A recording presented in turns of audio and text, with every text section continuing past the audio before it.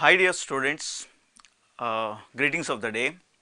The GATE exam electrical, the questions we have seen, they are very easy. I am expecting most of the students have done well all the questions. First I am going to start with analog electronics. My name is Addada Rajkumar and my colleague is there, Iftikhar sir. Presently he is not available here, he is from Hyderabad. Thank you very much Iftikhar sir for giving suggestions for the solutions. Now I am going to present the analog question solutions for you. Let us see what are the questions came and what are the appropriate answers for that. Let us check one time.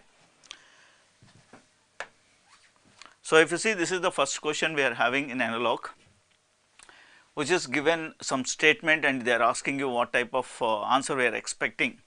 Which one of the following statement is true about the small signal voltage gain of a MOSFET based on single stage amplifier? He is telling some 4 options for you for a MOSFET amplifier. He is talking about only 2 amplifiers, just 1 minute. He is talking about common source and common gate. Just I am underlining only these 2 things to answer the question. They are talking about inverting, non-inverting, and most of the students who have studied analog electronics, who has basic fundamentals, you know the meaning that a common source in terms of BJT we call it as common emitter. A common emitter has a good property of phase shifting, 180 degrees phase shifting property is there. So, common source will behave like a 180 degrees phase shift, which is a inverting amplifier, and one more is common gate is there. Common gate is a, we can say it is a non-inverting amplifier which does not have any phase shift. So, according to the options, if you see, the last option common source amplifier is an inverting and a common gate amplifier is a non-inverting. So, we can expect that D is the correct answer for this. So, the first question is very clear, it is very simple. I think most of the students have been answered this question.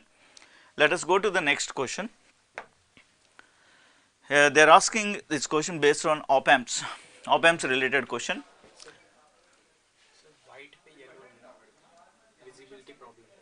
Green, I am using green. No, on the last slide you used green only I have used. I use it green. sir, dark color. Dark color. Which color? Red.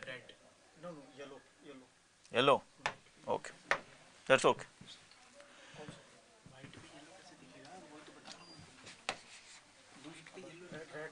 Just one time check. Check one time. Is it okay? Good. So, let us go for the next question. It is an op-amp based question. They have given 2 op-amps like this. I will do here only the complete problem, you can check. The input he has given here, let us take this as V2, this as V1. 2 potentials you can take for 2 op-amps. According to the negative feedback virtual ground concept, this potential will become V1 and this will become V1. So, virtual short concept I applied. And here if you see V2, here also virtual short concept if you apply, you will get V2. Up to here we can do it, okay, because of negative feedback virtual short concept is completed.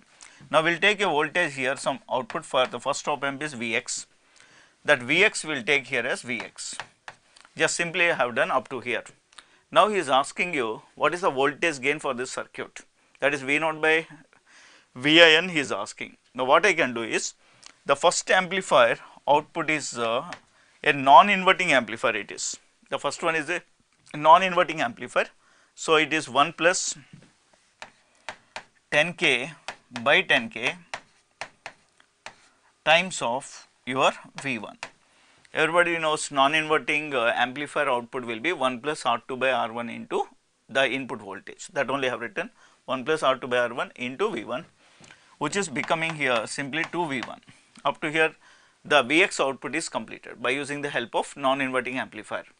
And now I will use some simple KCL here, taking this as I1 and this as I2. One small KCL applying for the second op-amp. Now, if you take this as KCL for op-amp A2 op-amp, it is I1 is equal to I2. Therefore, Vx minus V2 divided by 10k will be equal to V2 minus V0 divided by 10k. So, 10k will be cancelled, you will get some expression like this. So, this will become V0 will become 2V2 minus Vx, okay. but Vx is nothing but 2V1. So you can take 2 common, V2 minus V1. So final expression we are getting here, output by V2 minus V1, which is equal to the gain is equal to 2. So for this question I am expecting the option should be fill in the blank, we have to take the answer as 2 is the correct answer. Just is a very simple logic, virtual shorts concept I applied, one KCL applied, we will get the answer for this. So answer is 2 is the correct answer. Let us move to the next question. Very beautiful question. So this is a MOSFET related question. If you observe correctly this MOSFET question, who has been understood the trick behind the circuit, they are very easy, they can solve. There is no need of writing small signal models, all these stories are not required. See, I will finish here only the problem. This circuit, if you correctly observe, here the input he has given to a MOSFET amplifier, and above there is one more MOSFET, and we are taking some output. Correctly, if you studied analog electronics properly, you have to recognize this circuit well.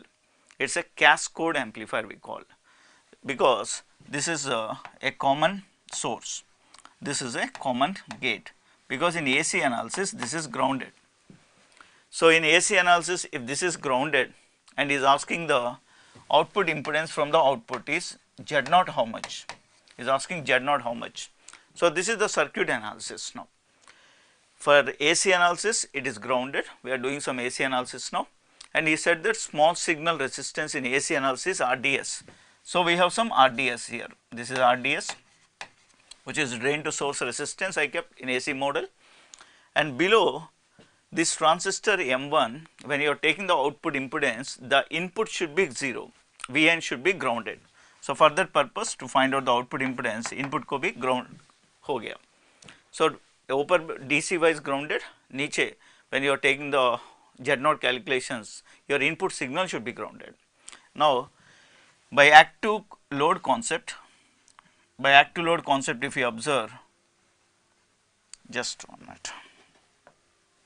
By active load concept if you observe, this will become again RDS. So this is the structure I am saying in the circuit. Now if you can understand this circuit, how it is looking for you is, just the top circuit you take like this, this is some M2 transistor, niche keep a resistor like this which is RDS, and we have some output here. This is ground we have taken, we are finding some output impedance, and this is RDS. If you correctly observe this structure, it is just looking like our basic amplifier called as common source amplifier. It is a common source amplifier with unbypass analysis. Further, there is one structural formula. Without doing complete derivations in gate exam, we have to practice that formula, that is R0 RDS plus RDS, which are coming in series, plus GM times of the two product will be the answer. Otherwise, if you do not know the tricks, we have to do the complete story of the analysis. It takes a lot of time, trick is very important. So by seeing this only we can write the answer, the formula Z0 will be RDS plus RDS, where there will be some open here, nothing is there here. So they are in series, RDS plus in the derivation we will get the formula as GM will be there in the formula into this again. That means whatever you added, these two values should be multiplied. That is the trick of this question. Who can do like this? The question will be completed in seconds. Otherwise, you have to do that complete story of amplifier. That is why in analog electronics, some questions you should have a trick to answer it. Without doing any derivation, I finished the answer there. You can check this answer, which is GM times of RDS square plus 2 times of RDS. This will be the answer for this question. So this is not more than a cascade technique, which has been converted by me like a common source unbypass amplifier, and I finished the answer for this. Okay. Anyway, you can check this answer. This must be the relevant answer. Most of my students may be done this question, because a number of times in the class I told the students to practice this technique. Okay. Exactly a question आया in gate exam now. Anyway, the next question will deal. So this is one more question I am saying which is related to op amps. If you see, this circuit is what they are asking, summing amplifier, buffer, logarithmic, differential amplifier, something. How I will finish this problem, you can check. At the input we have Vn is a negative feedback, virtual ground. So, this is Vn, up to here it is completed. This is a virtual short concept applied, and here output is connected to the plus. So, we have virtual short concept here V naught. This V naught will come here V naught. So, if you observe this concept, it is coming as input is equal to output. That means this can be written as input. So, this circuit is not a logarithmic amplifier or not a difference amplifier, not a summing, it is a buffer. In technical words, a buffer can also be called as, it can also be called as a voltage follower in electronics, where V naught will become equal to input. This will be the correct answer for this question. Now, coming to the final question, I think this is the last question I am going to represent in analog electronics. I think this circuit is relevant to networks concept, analog also we can do in control systems, all the mixing concept is there. This is a concept of linear wave shaping circuits we call. If you see this circuit we call it as a low pass circuit in electronics. It is a low pass circuit. What he said in this question is, if you see the statement, the RC time constant is very high. If anybody said time constant is very high, the meaning is the charging or discharging is slow. That is the meaning. If the time constant is less, the charging and discharging will be fast. For a low pass circuit, they have given a square wave. Okay. Then my options are given. You can see the options one time. What are the options? One time check. A triangle has given, one more triangle type waveforms, a spike waveform, a square wave. First of all, some options are deleted directly by seeing the circuit, because a low pass circuit will behave like an integrator circuit. That is a very common sense point. Whenever you give a square wave, an integrator always makes a step response into like a triangle, that is a ramp outputs will come. That is a natural concept, without any formula we can tell. So, first of all, this is not suitable for my option. I am cancelling, this is not suitable, this is a spike which will come in high pass circuits. So, two answers are neglected here. Only the doubt we have is whether the first option or option C, option A or option C, we have to check now. What is my idea here is, we will find out the integrator output V naught, which is 1 by RC integral of Vi into dt. Just apply the integrator output. If you take the time period of your signal for the square wave is 0 to t, this is t by 2. Okay. Half cycle if you take 0 to t by 2 limits, and the magnitude he has given -1 to 1. So, 1 by RC integral of Vi is 1. So, it will become t. If you substitute t as 0 to t by 2, it will become t by 2 times of RC. So, this is your output actually we are getting, and whatever the output you got t by 2 RC, he said in the question RC is much greater than time period. When the time constant is more than your time period, then automatically the denominator is dominating the numerator. So, I can expect V naught value will come much less than 1 volt or much less than 1 volt. So, that means the output cannot reach to 1 volt, it will be always less than 1 volt. So, I am expecting it reached the 1 volt. So, this is wrong answer. The only possibility answer is this one.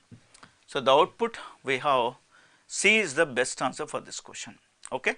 So, charging discharging also you can see, it is not going like a ramp, it is slowly charging and slowly discharging, which is suitable to our concept called high time constant.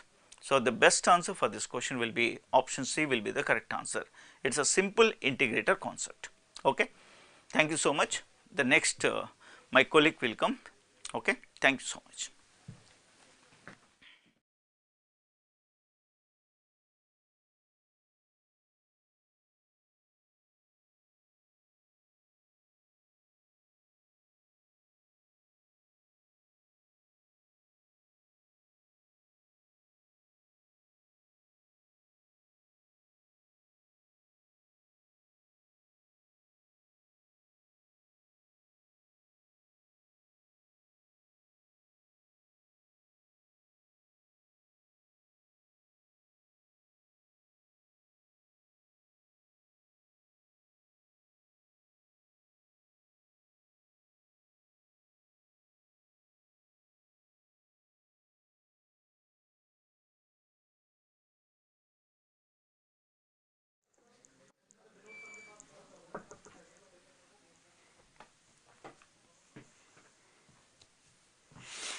Good evening, students. Let's now take up control system questions. Let's now take questions from control system. You might have gone through analog questions just now. Now we're going to have this control system. And I hope that you all might have done well. Question paper was not too difficult, not too easy. It was of moderate standard. And we got totally 7 questions from control system. Good number of questions, a very good weightage. Let's have a look at this. This is the first question, wherein the step response of a stable first order system is given in the form that data is given for various values of the time taken to reach the output that is given. The question is to find the closest value of the time constant. See, what is time constant? It is the time required for the step response of a first order system to reach to 63% of its final value or steady state value. Right. By default, first order means standard first order. So DC gain is 1, and by default step means unit step. So final value of the response will be 1. 63% of the final value will be 0.63. So like in 63% of the final value, the output is 0.78, okay, 6.63, the nearest. So if this is the time constant, the time required is 0.6 in that case, and then the answer has to be 1 second. 63%, 0.63. So an exact value not given. In 0.6 seconds, 0.78 is the output. So answer, it has to be less than 0.6, and the nearest value possible is 1 second. In this question, we are asked to find that which of the points options, of course memory based question, options are not available, but doesn't matter, like which of the points does not lie on the root locus of the system whose open loop transfer function is this. Say, considering the pole 0 pattern, there is a pole at origin, there is a 0 at -2, there is a pole at -5, and there is a pole at -7.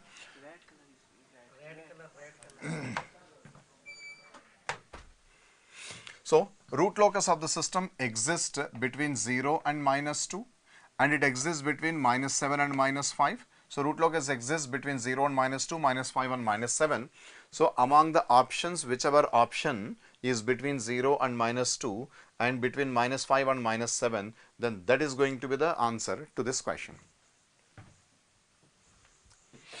Here we are asked to find the value of k for the system to be stable.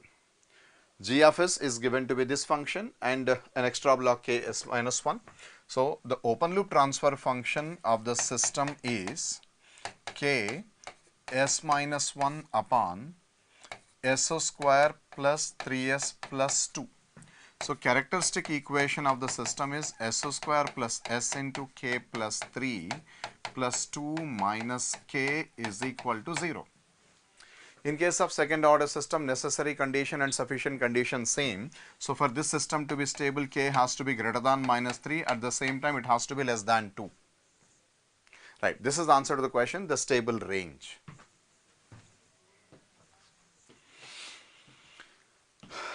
We are given with the state model of a system. We are asked to find the sum of the magnitude of the poles. See, we have got the routine shortcut. These are the coefficients of the characteristic equation of A matrix. So we can write the characteristic equation directly as s square plus 3s plus 2 is equal to 0. Right, like -2, -3, they will be written in the last row. This is the controllable form. The roots of this are -1 and -2. So sum of the magnitude of the poles, so it has to be 1 plus 2, 3. Sum of the magnitudes, 3. Answer has to be 3 to this. In this question, we have a plant whose transfer function is given. We have a controller. The question is like find the value of KD so that the phase margin of the system is 45 degree at 10 radian per second gain crossover frequency. Let us first check what is the phase margin due to this system at this frequency. Phase margin formula, it is 180 degree plus phase angle of the given system minus 90 degree minus 2 times tan inverse of omega, which is 10 by 10. This becomes 0 degree. This is tan inverse 1, 45, 45 into 90. So this system has 0 degree phase margin, but we require 45 degree phase margin. So that as extra 45 degree has to be provided by this compensator, whose phase is plus tan inverse of kd omega at omega is equal to 10. So this has to become 45 degree. Therefore, the value of kd has to be 0.1. Because for this to be 45 degree, this has to be 1. So omega 10 kd has to be 0.1. That's simple.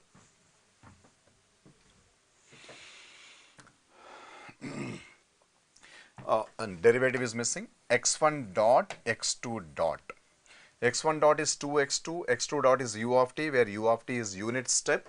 Question is to find x1 of 1.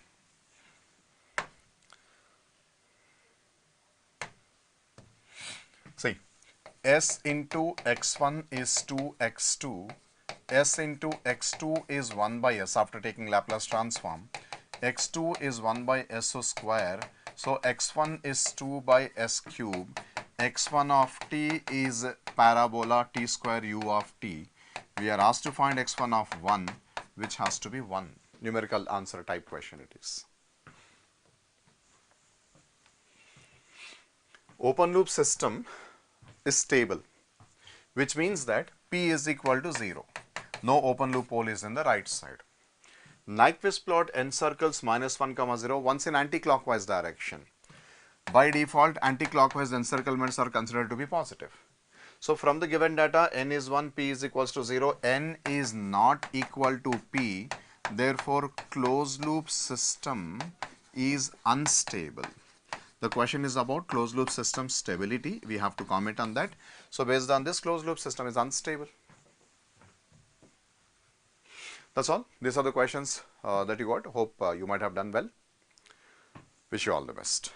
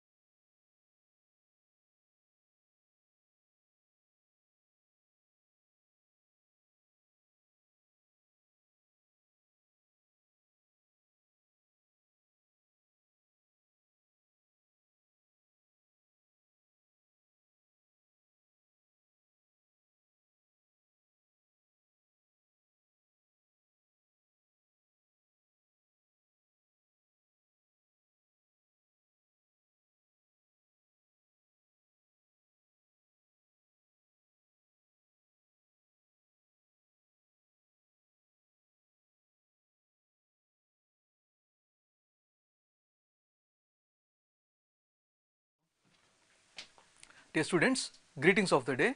This is Murli, Machines faculty. I'll be dealing transformers and induction questions in GATE 2025.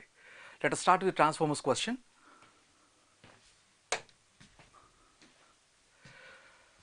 A three-phase transformer is given star delta connection. It is mentioned turns ratio 2:1.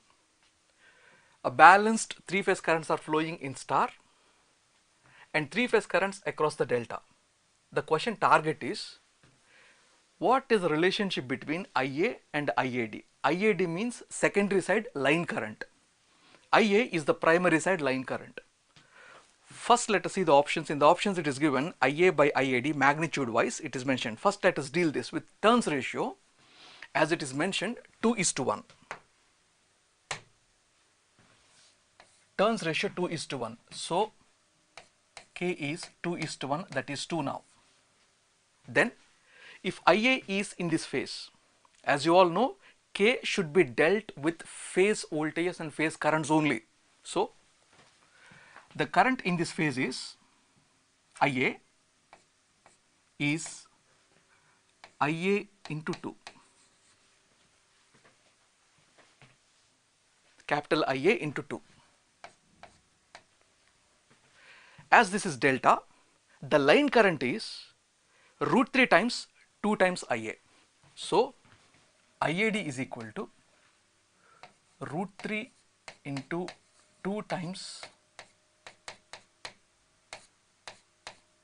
IA. So finally, we need a relationship IA by IAD. So IA by IAD will be 1 by 2√3. IA by IAD magnitude wise is 1 by 2√3. Half of the question is done. Now remaining half, relationship between IA and IAD. If you see, IAD lags IA by 30, IAD leads IA by 30, like that it is mentioned. As you know, in star delta, as per phasor group concept, plus or minus 30 will be there. So here we have to apply a basic network theory, because it is not on the basis of phasor groups actually. If it is a phasor group question, they should give you the connections basically. A1, A2, B1, B2, C1, C2. Then only you can decide which phasor group it is. Now we have to move on to the basic network theory concept. So here I will apply network theory across this node. What I will do is, IA is entering, IAD is leaving, IC is leaving. So IA is equal to IC plus IAD.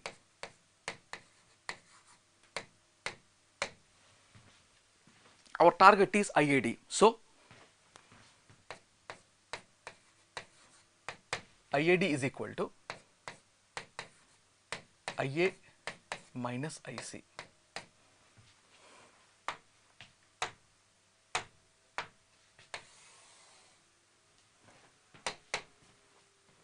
Finally, IAD is equal to IA plus of minus IC. As you know, the induced voltages are always in phase as per Len's law. E1, E2 are in phase. Nothing is mentioned in the question, so I1, I2 are also in phase with them. We can take it like that. So I will draw three phase currents of primary, secondary in this way.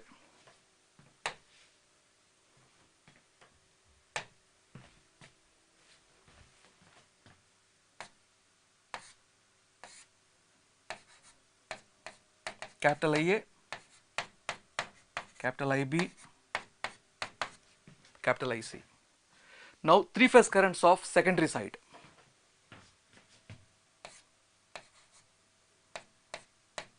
Small IA, small IB, small IC. Then IAD is IA plus of minus IC. So this is IC.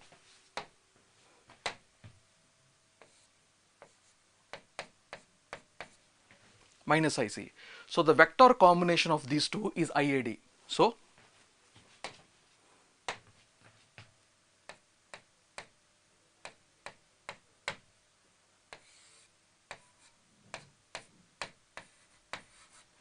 this is IAD. IAD lags IA by 30 degree clockwise. IAD lags IA by 30 degree, and you know IA, capital IA, small ia both are in phase, so obviously IAD lags.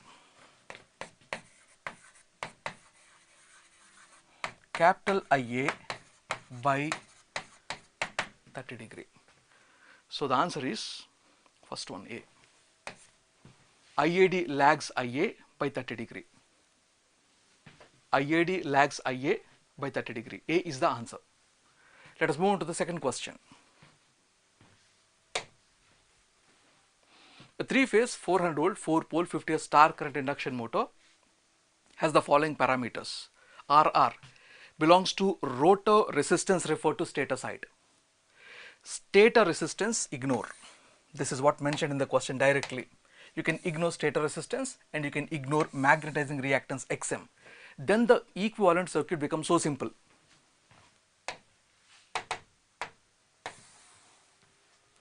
This question is actually previous year gate question. This question we have dealt in the just 2 weeks back GTQ. You can check in the GTQ video, same question will be there, a slight change in the data.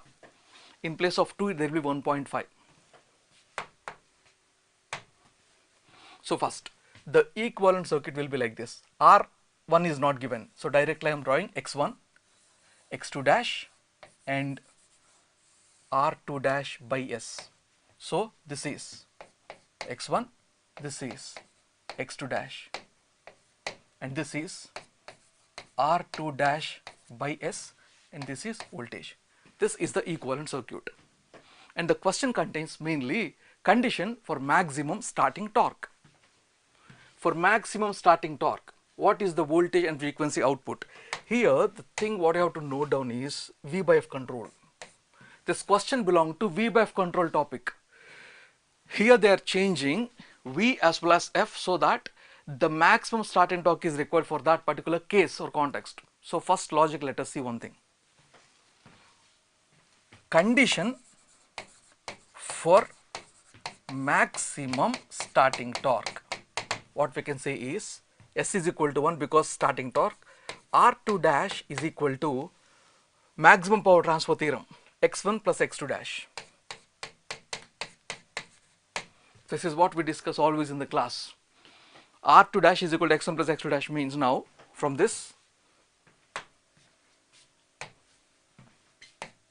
X1 means XS, X2 dash is this, X1 is equal to X2 dash is equal to 2 pi f L.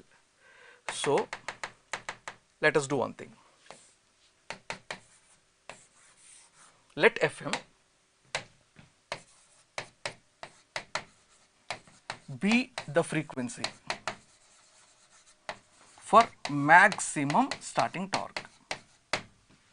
Let Fm a certain frequency because the context is V by F control. Let Fm be a certain frequency where we get maximum starting torque. Then according to this condition,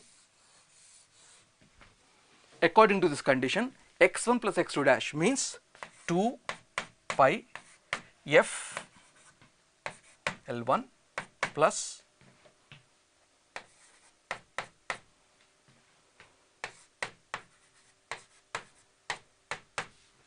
X1 plus X2 dash is equal to R2 dash. R2 dash is 1.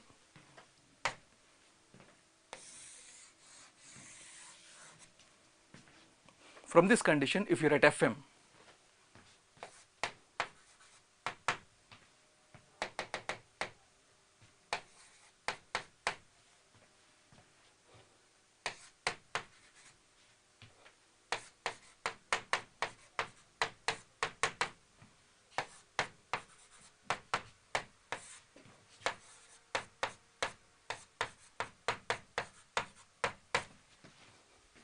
this is the frequency for maximum starting torque because this is the condition for maximum starting torque.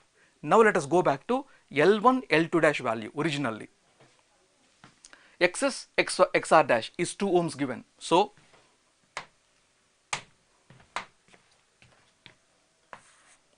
two pi f L1 is equal to 2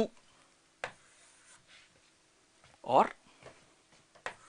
2 pi f L2 dash is also equal to 2. From this, L1 is equal to L2 dash, calculate.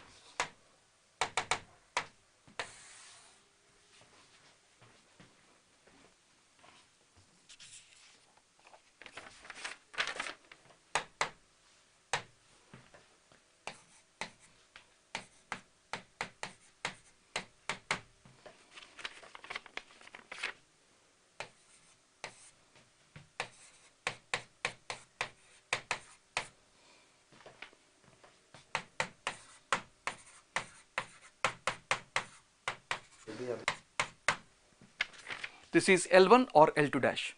Now simply bring this data and substitute here. We'll get Fm.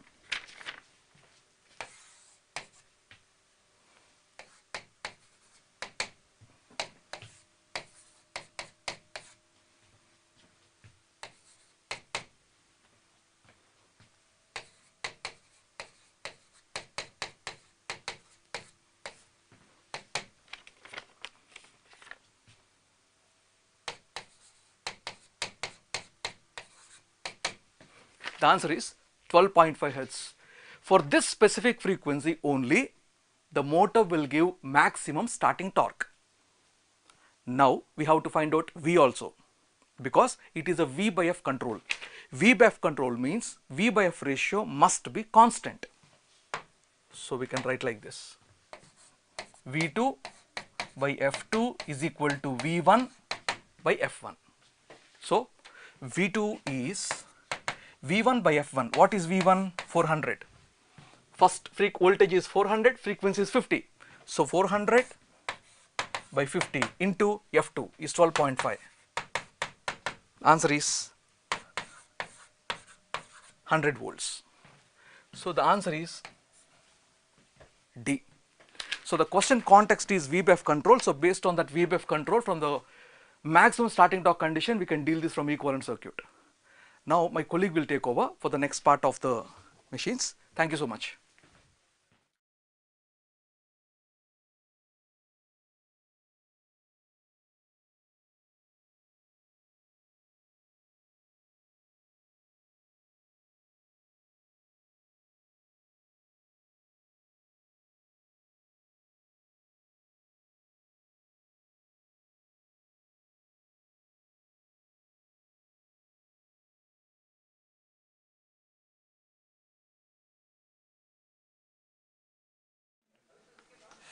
Hello everybody. First of all, many congratulations. I hope आप लोगों के paper अच्छे गए होंगे. Just जब मैं देख रहा था questions, मुझे लग रहा था madeeasy का टेस्ट सीरीज ही चल रहा है, right? तो I hope आप लोगों ने अच्छा किया होगा. जैसे ये क्वेश्चन भी था, है ना, इस तरह के t proportional to n square या n q करके questions already they have given, correct? And what we have to do, DC series motor with negligible series resistance. देखिए कोई रेसिस्टेंस कुछ भी नहीं है, यानी कि जो वोल्टेज है उसको हम ईबी की तरह ट्रीट कर लेंगे. Is running at a certain speed driving a load where the load torque varies as cube of the speed, यानी कि T proportional to n to the power 3. Okay, the motor is fed from a 400 volt DC source and draws 40 ampere, और 40 ampere वो ले रहा है उस time में. Assume linear magnetic circuit, the external resistance in ohm. Linear magnetic circuit already you know 5 proportional to IA, series machine है, that must be connected in series with the armature to reduce the speed of the motor by half. यानी कि पहले अगर n था speed, because speed is not given here, तो अभी कितना n by 2. So they are asking कि what should be the external resistance connected. तो basically ये देखिए speed का question है, तो already हम लोग पढ़ते हैं ना, बताया आपको सब कि suppose this is related to speed.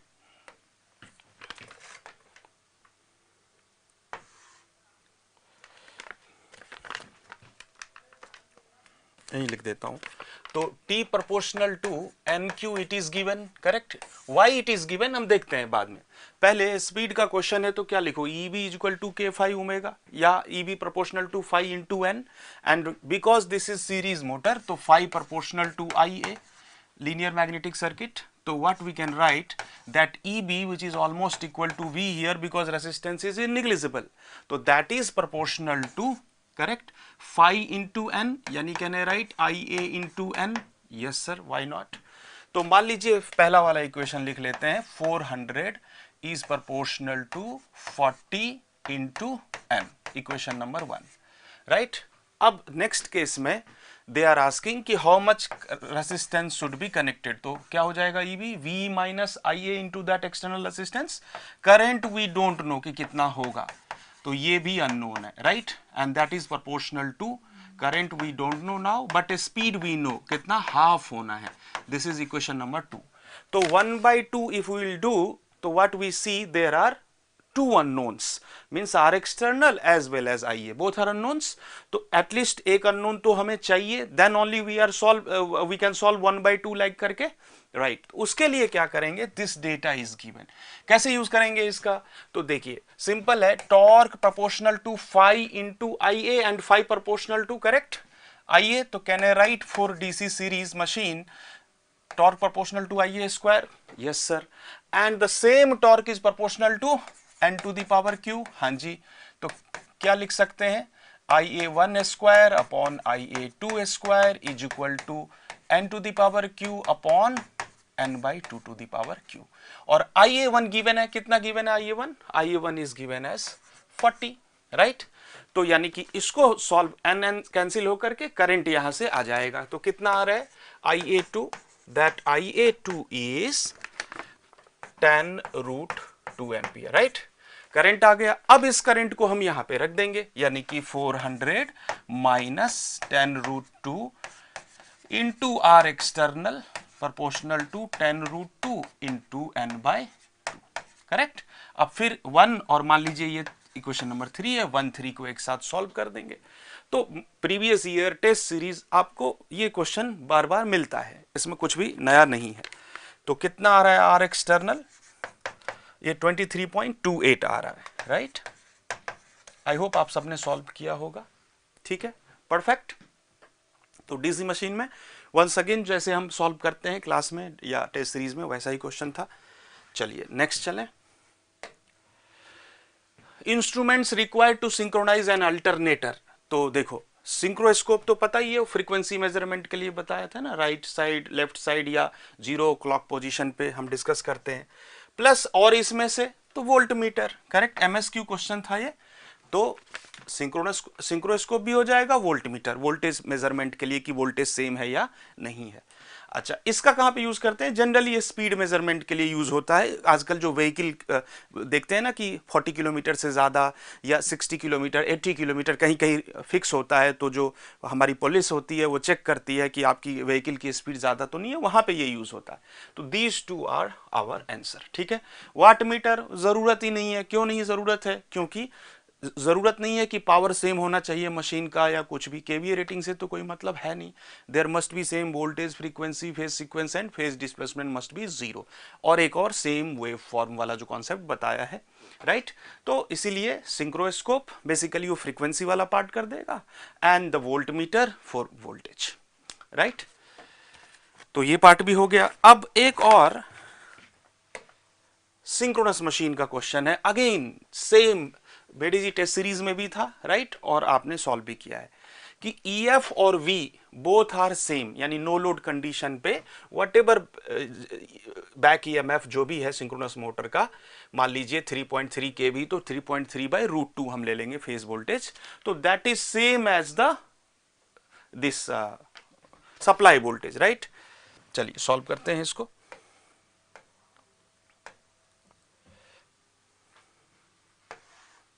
ठीक है, तो देखिए ये बोल क्या रहा है कि at no load condition 3.3 into 10⁻³ upon √3, correct, this voltage is equal to EF not, अभी फेज वोल्टेज की बात कर रहे हैं, एंड V फेज, ये इसके बराबर है, दैट इज गिवन। और ये कब, नो लोड पे, when it is at no load. लेकिन once you have applied the load, तो सीधी सी बात है दोनों के बीच में डेल्टा एंगल आएगा, और बिकॉज इट इज मोटर तो माइनस डेल्टा करके हम लिखते हैं, but that delta is given in 2 degree mechanical, so delta is 2 degree mechanical, so we have to convert it into electrical, right, तो कितना हो गया 4 डिग्री इलेक्ट्रिकल, करेक्ट। अच्छा, ये डेल्टा आ गया। नाउ दे आर आस्किंग कि when it is displaced by 2 degree mechanical with respect to terminal voltage and synchronous reactance is given, then what should be the armature current at that time, correct। तो KVL लगा देते हैं simple, right. क्या लिखेंगे KVL में 3.3 into 10 to the power 3 angle, यहाँ पे minus 4 degree लिख देंगे, यानी EF is equal to V minus JIAXS, क्योंकि मोटर है, राइट। तो कितना हो जाएगा 3.3 into 10 to the power 3 upon √3 angle 0 V minus JIAXS, simple. अब इसको सॉल्व करके करंट कितना आ रहा है, मैग्नीट्यूड वैसे पूछ रहा है 66.49, NAT टाइप क्वेश्चन था तो दैट्स फाइन। वैसे क्या आ रहा है 66.49 एंगल माइनस 2 डिग्री, कुछ ऐसे आ रहा है, right. So this is your NAT type answer, okay. तो I hope this type of questions you have practised a lot in madeeasy test series also. तो जैसे बच्चे बता रहे थे कि क्वेश्चन आसान थे, मतलब आसान मीन्स क्या होता है, जो क्वेश्चन आप प्रैक्टिस करके जाते हैं वैसा ही क्वेश्चन था, तो अच्छे से अच्छा स्कोर हम कर सकते हैं, ठीक है।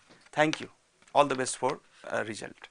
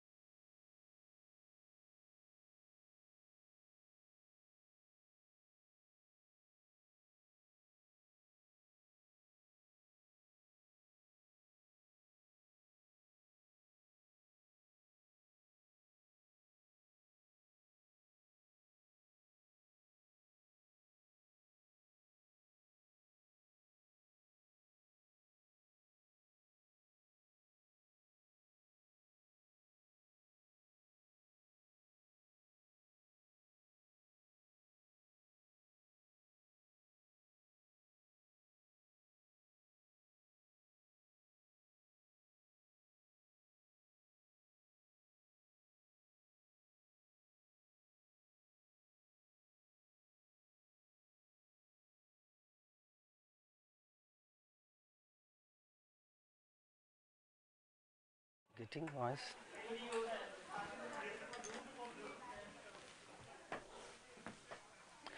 Hello students, welcome to the digital electronics question solution.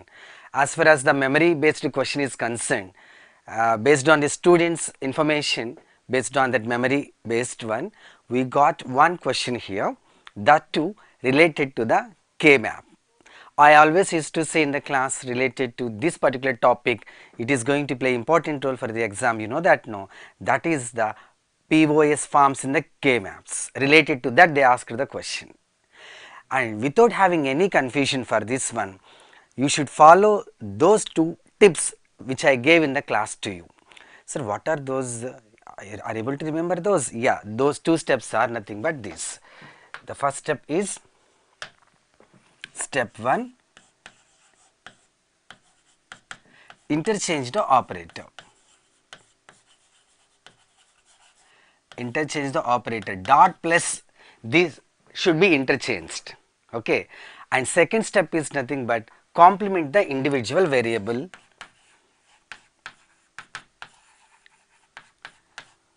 Complement the individual variable. Right. But you may got a doubt about it, sir. From where I have to make these changes? Yes, that is the thing. General K-map, what it is there, in that only these two changes should be done. Once we made these two changes, now the K-map is going to be ready for the POS forms in the K-map. Shall we check that? Yeah, first of all, let me check this one. We are going to have that.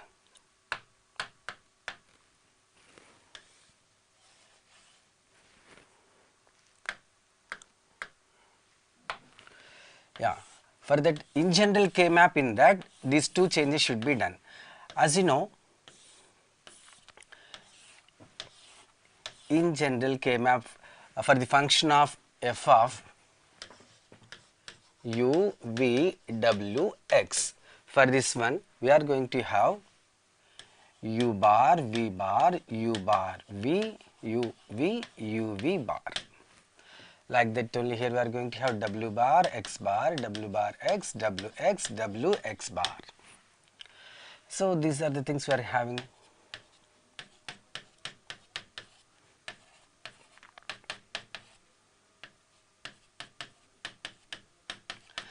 This is the K map. No, it is for SOP forms we are doing that. For the POS forms, you make the changes in the K map itself first. Once you made the changes in the K map, without any confusion, directly you are going to get the answer. And for that only we are having these two steps should be done in that. Sir, how to be done? Yes, check it that. For that, let me draw that the K map in a modified way with those two particular changes. Yeah, for that let me check this one, okay, right. So easy my dear if you know these tips. Sir, but this one generally so many confusions, no sir? Yeah, but not for you because you are our students. We gave already these are the tips to you. We check this one now. This u bar, this u, v, u plus operator. First of all, check this one u bar, v bar, u bar, v, u, v, u, v bar. W bar, x bar, w bar, x, w, x, w, x bar.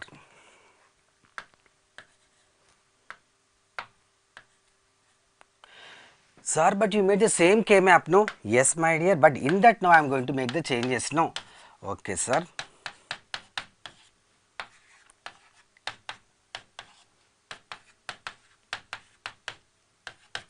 Yeah, in this particular one, we are going to make the changes. The first one is we will make the complement interchange the operator. Okay, first we will make the interchanging the operator. That means wherever be the dot, there we are going to keep the plus. Okay, then I am going to keep the plus here. Plus, plus, plus, plus. Here also plus, plus, plus and plus. Sir, I will also make one plus, sir, here. Chintu, why you did like that? You should not do like that. No, sir, you only kept so many plus. That's why I also kept one plus. Are Chintu, I am having here the dot, dot, dot, dot, dot. That's why I kept the plus there. But is there any dot here that you kept there plus? Sorry, sir. It's okay. Just leave it that. So this is the way we are having. Now we are going to apply this another change that is complement the individual variable. First we will do one thing. Wherever the bar is not there, there we will keep the bar first. Okay, sir. So you see this. Here bar, bar, bar, bar, bar, bar, bar, bar. Now wherever the bar is there, that you will remove now because that is only nothing but to complement the individual variable. So this one bar, sir, yes, sir, right. This is the way. Now check it. Wherever the dot is there, there we kept the, wherever the dot is there, there we kept the plus, and wherever the bar is there, that is removed. And that means individual variable is complemented, we made it again. Two changes. Number one, interchange the operator. That means in the place of dot we kept the plus. Second thing, we complemented the individual variable. For that, wherever the bar is not there, we kept the bar there, and wherever the bar is there, that we removed the bar. So that is the way we made it. See this u bar v bar, now that is u plus v, u bar dot v, that is u plus v bar. Here bar, no bar, that's why you kept the bar here, that is here bar plus v. Here w bar x bar, but we kept wx. Here w bar x, but we kept w x bar. So like that we made it. Now the given expression in that we will identify where they are present. The first one, this u bar plus v bar, okay, where it is u bar plus v bar is here, and w bar plus x bar, that means it is here, that you keep the 0 there, right. In the same manner, u bar plus v bar, u bar plus v bar plus w bar plus x, w bar plus x, yeah, here you keep the 0. Next, u bar plus v here, and plus w bar plus x bar, here the 0. This one, this is all over. Next, u bar plus v, w bar plus x, here it is. So like this. Now it is going to be from this one u bar, and from that we are having w bar. So this is the expression we got it. Okay, so that is going to be where it is we are having u bar plus w bar. You can check that u bar plus w bar is here. So this will be the answer for that one, u bar plus w bar. That's enough.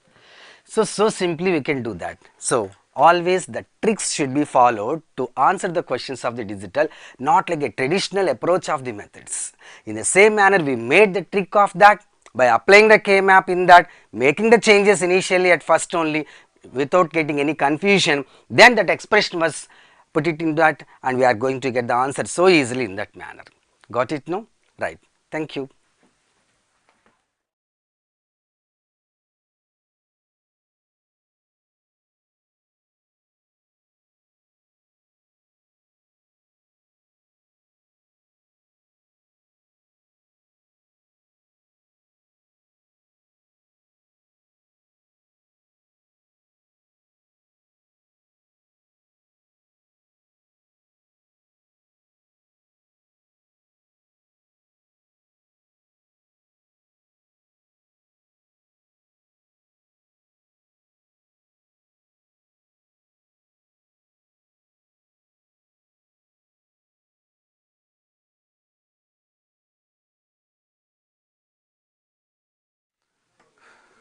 आ जाओ sir, आप भी आ जाओ.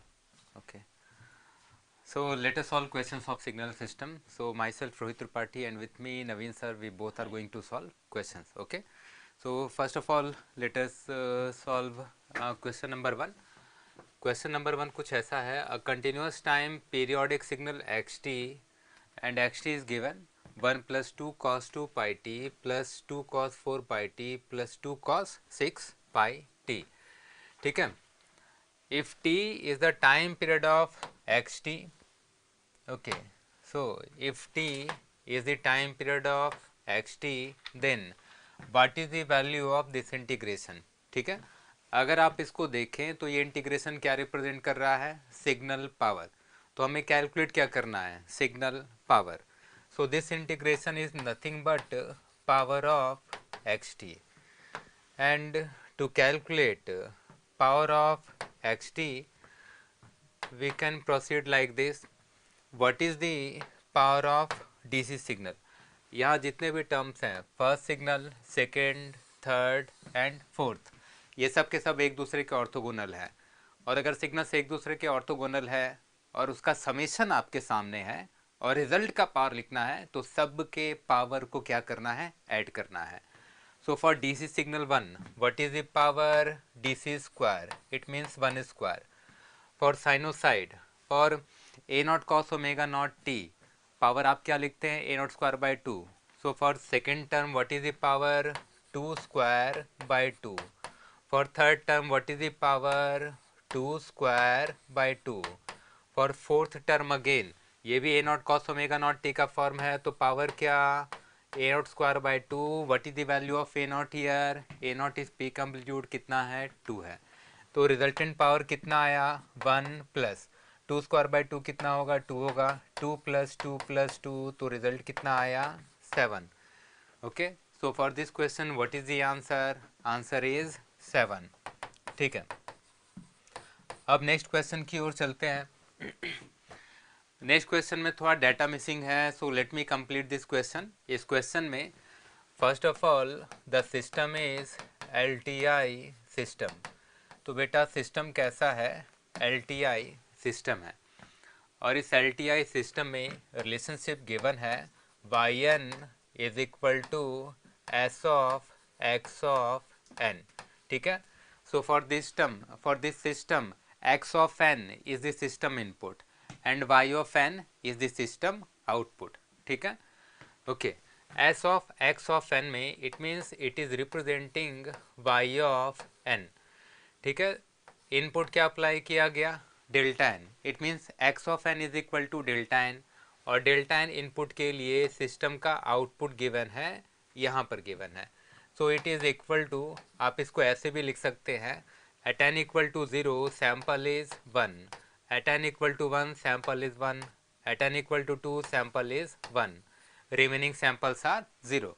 तो दोस्तों input क्या है? Input है delta n, और डेल्टा एन के लिए एलटीआई सिस्टम का जो भी आउटपुट आता है उसी को क्या कहते हैं, impulse response of system. So this yn will be equal to impulse response of system. So what is the impulse response of system? Impulse response of system is hn. तो जब आप LTI सिस्टम में x of n को delta n से replace करेंगे तो y of n को किससे रिप्लेस करेंगे, h of n से. It means for this system h of n is equal to this result. अब इसको आप डेल्टा के फॉर्म में तो लिख सकते हो. आप क्या लिखते, delta n plus delta n minus 1 plus delta n minus 2. अब हमें डिफरेंस इक्वेशन चाहिए. अगर आप इन 4 ऑप्शंस को देखो तो हमें क्या चाहिए, difference equation. It means yn x of n से कैसे रिलेटेड है. Okay, so there is a relationship yn equal to x of n convolution with hn. तो सिस्टम का आउटपुट चाहिए तो इनपुट को इम्पल्स रिस्पॉन्स के साथ क्या करना है, कन्वॉल्व. तो हमने ऐसे कन्वॉल्व किया x of n convolution with hn. hn में क्या लिखूंगा, delta n plus delta n minus 1 plus delta n minus 2. आप अगर कन्वॉल्व करोगे तो आप क्या लिखते हैं, x of n convolution with delta n is x of n itself. x of n convolution with delta n minus 1, इन दोनों को कन्वॉल्व करो तो रिजल्ट क्या, x of n minus 1 plus x of n convolution with delta n minus 2. इन दोनों का convolution बेटा क्या होगा, कन्वोल्यूशन आएगा x of n minus 2. So what is the resultant difference equation. Resultant difference equation मैंने यहाँ पर लिख दिया है. This is the resultant difference equation. yn equal to x of n plus x of n minus 1 plus x of n minus 2. अब अगर आप 4 options में चेक करो तो कौन सा ऑप्शन मैच होगा, B. yn equal to x of n plus x of n minus 1 plus x of n minus 2. अब नेक्स्ट क्वेश्चन की ओर चलते हैं. ठीक है, so next question is related to continuous time signal. Signal x of t is given. x of t is equal to minus t square in bracket u of t plus 4 minus u of t minus 4. ठीक है, तो इसको अगर simplify करके मैं लिखूं so x of t will be equal to minus t square in the range minus 4 to 4 and it will be 0 otherwise. ठीक है, तो यहाँ जो लिखा गया है इसको मैंने सिंप्लीफाई करके लिखा है कि x T minus t square के इक्वल होगा किस टाइम रेंज में, माइनस 4 to 4 में. इस रेंज के बाहर एक्स टी कितना है, 0 है. Okay, and we have to calculate value of this integration. Okay, अब यहाँ पर इम्पल्स के प्रॉपर्टी को यूज़ करना है. जब आप इम्पल्स को डेल्टा टी प्लस 3 को एक्स टी से मल्टीप्लाई करेंगे तो पहले इम्पल्स का लोकेशन फाइंड आउट करो. तो लोकेशन किधर है, t इक्वल टू माइनस 3 पर. इस लोकेशन को इससे मल्टीप्लाइड फंक्शन में पुट करो. जो भी फंक्शन वैल्यू आएगा वो इस इंटीग्रेशन का रिजल्ट होगा. मतलब x ऑफ t में t को क्या पुट करना है, माइनस 3. सो आंसर आएगा x ऑफ माइनस 3. अब x t equal to minus 3 पर कितना है, तो t equal to minus 3 minus 4 to 4 वाले रेंज में लाई करेगा. मतलब t इक्वल टू माइनस 3 पर आप इस फंक्शन को यूज़ करेंगे. मतलब माइनस टी स्क्वायर में t को क्या पुट करना है, माइनस 3. तो माइनस टी स्क्वायर, t को मैं क्या पुट करूँगा, माइनस 3. तो आंसर कितना आया, माइनस 9. तो कौन सा ऑप्शन मैच होगा, ऑप्शन सी. अभी जो रिमेनिंग 3 क्वेश्चंस हैं वो नवीन सर सॉल्व करेंगे. तो टोटल 6 क्वेश्चंस आए हैं सिग्नल सिस्टम में. Remaining 3 questions Naveen sir. Thank you sir.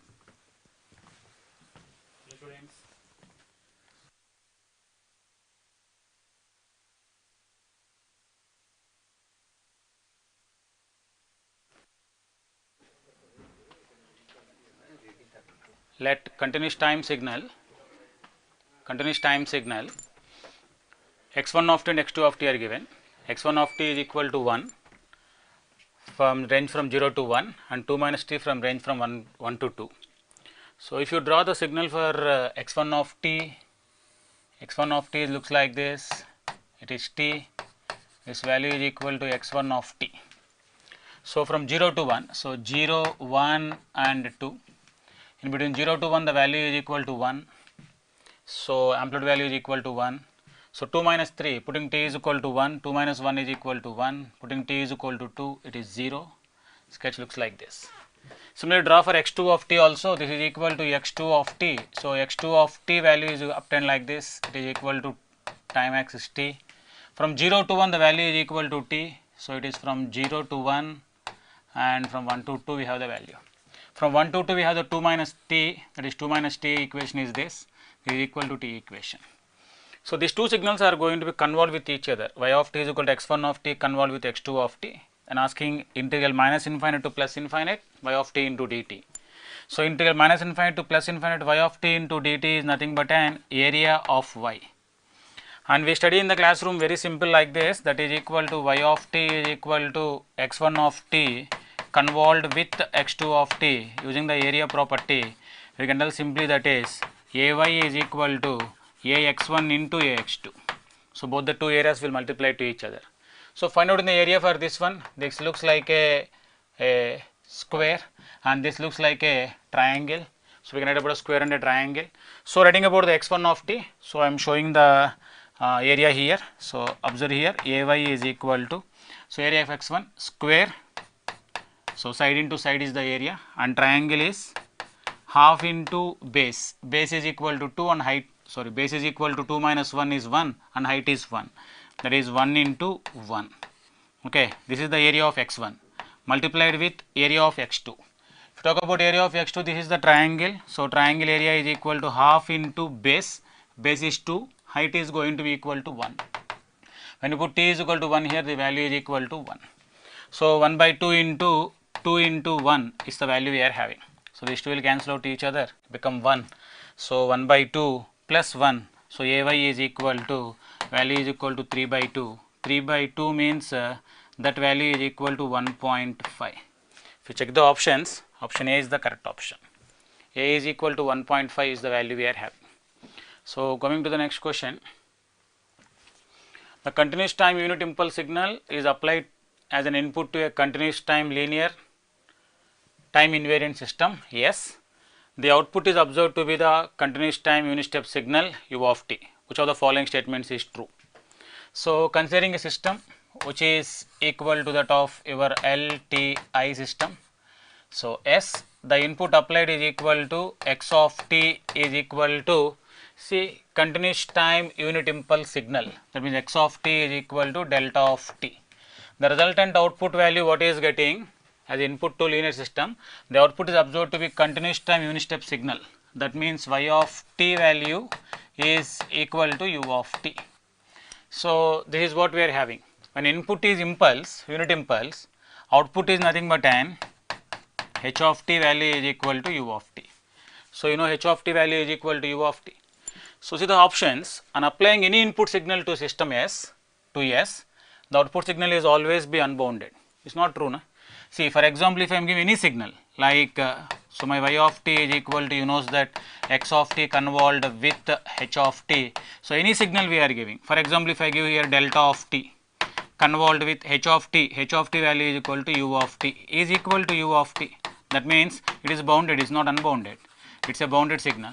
So, if you talk about a bounded signal, so first option is going to be given unbounded, so it is not a correct option, it is wrong option.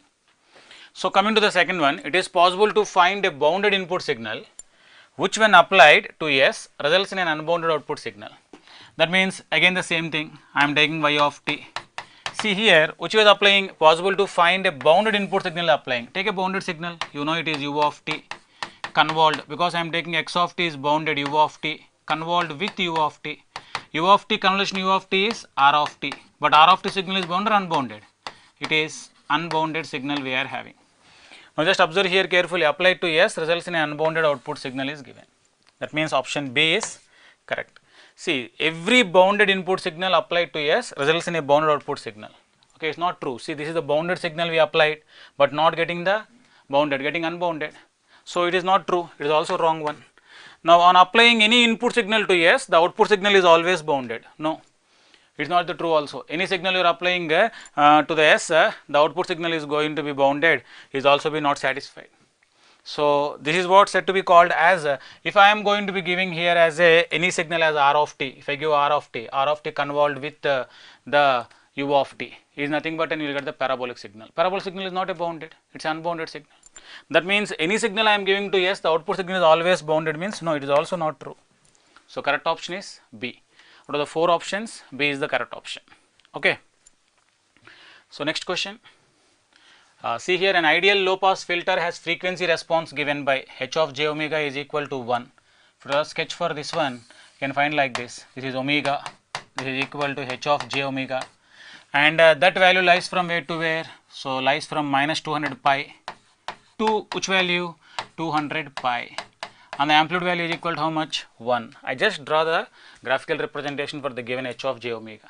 So he was asking about then what is the h of 0 he was asking. So h of t is the time domain representation, then h of 0 is equal to how much? Use the area property of your Fourier transform. So according to the area property, right, observing one domain at origin provides the area of the another domain. So simply you can find out here that is equal to h of 0 is equal to, like we can use the h of 0 is equal to, so 1 upon 2 pi integral minus infinite to plus infinite h of j omega into d omega. See, this is the frequency area under the frequency domain observing the other domain at 0 at origin. So we can get the value that is given h of 0. So h of 0 value is equal to 1 upon 2 pi integral. So h of j omega lies from where to where? From minus 200 pi to which value? 200 pi. So amplitude value is equal to 1 into d omega. The integration of this value will give 1 by 2 pi into, so 200 pi minus of minus 200 pi is equal to 400 pi is the value we are having. And once they get cancelled out, pi and pi cancel, so 2 will get cancelled out 200. So this is equal to 200 is the value. So h of 0 value is equal to 200. So this is all about the signals and system. So stay tuned, followed by the next subject. Thank you.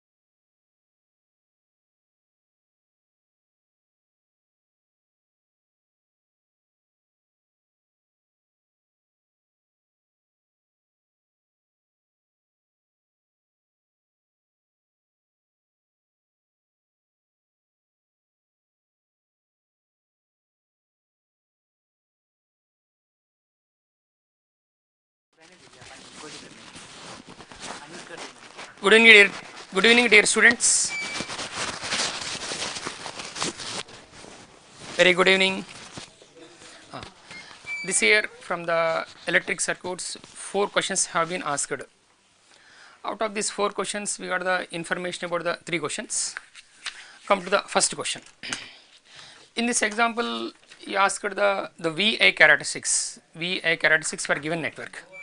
Now along the y-axis is the voltage, x-axis is the current, x is the current. Let us see how can you identify this option.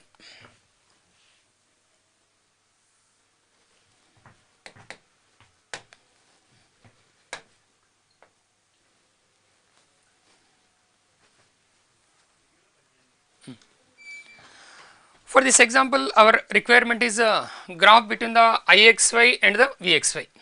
If you apply the KCL at this point, now here the one is the incoming current, one is the outgoing current. What about IXY is the incoming current?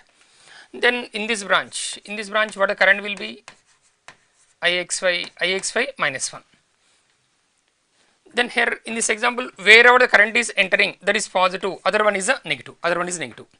Then what is the voltage across this one? Voltage across this one is a Vxy, voltage across this one is a Vxy. If you write the equation for this one, this Vxy equal to, what the current of this one is a Ixy minus 1, Ixy minus 1, and what the respective resistance is a 1 kilo ohm. Now we got the standard equation. Now what is our requirement is we need is a graph between the voltage and current, Now arbitrarily let us take any values. To conclude easy way, as per the given graph, let us start from the voltage equal 0, Now case 1 I am including this Vxy is equal to 0. When Vxy equal to 0, at that instant let us verify the current. If you observe the first option, it is starting from the 0. In the second option, it is starting from the 1 ampere. अब check करेंगे. देखिए, if you substitute this voltage equal 0, Ixy minus 1. If you simplify this one, what is the current of this one is a 1 ampere. The current is 1 ampere. Now from this one we can understand as a, whenever the voltage equal 0, the corresponding current equal to 1 ampere. Now similarly, let us observe the other options. Now A option is eliminated. Let us compare this B option and the C option. Now to conclude that one, let us take one more value for this voltage.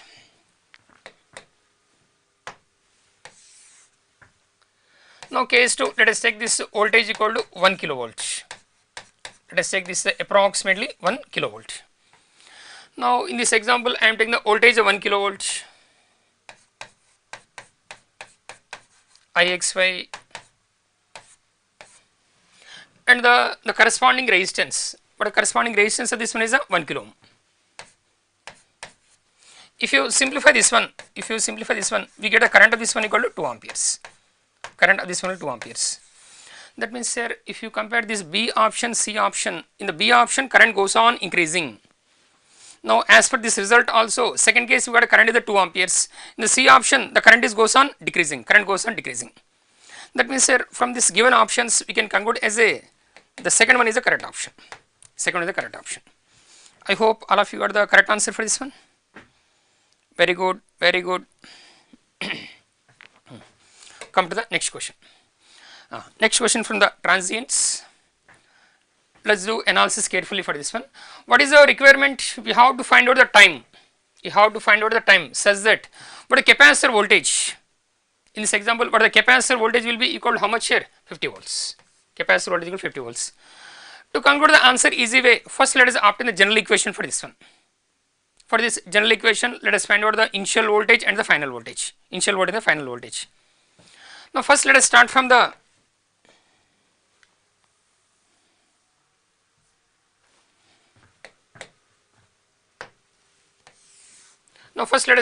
T equal to 0 minus condition.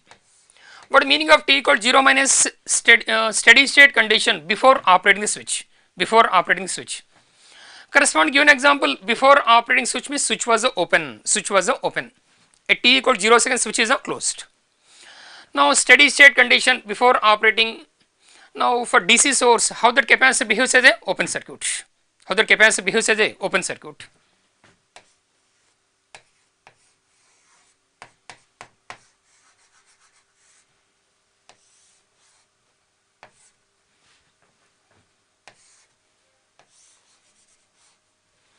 Now for making calculation simple, let us convert this current source. Let us convert the current source into equivalent voltage source.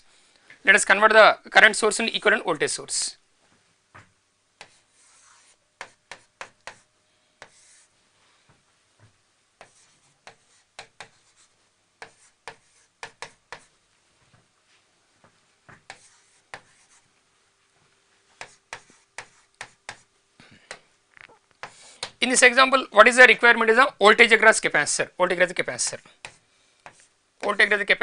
Give the name as some Vc of 0 minus.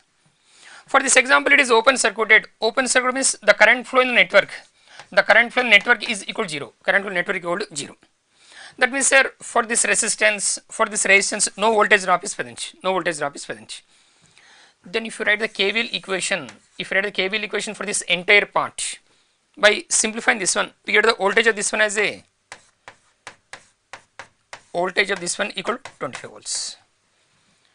Now, what is the capacitor nature? It does not allow sudden change of the voltage. Then the capacitor voltage at 0 minus and 0 plus both are the same. The capacitor voltage at 0 minus and 0 plus both are the same. At t equal 0 plus also, the capacitor voltage is same as the 0 minus. Now, 25 volts is completed. Now, what is the one more requirement is the final voltage. What is the one more requirement is the final voltage. To get the final voltage, let us see the equivalent circuit. Let us see the equivalent circuit at t equal to infinite. What is the meaning of t equal to infinite? Steady state condition after operating the switch. Under steady state condition, again how this capacitor behaves as a open circuit. How that capacitor behaves as a open circuit. Now, if you observe the switch position, okay, at t equal 0 seconds itself, the switches are closed. T equal 0 seconds, the switches are closed. That means t equal infinite. Also, the switches are closed.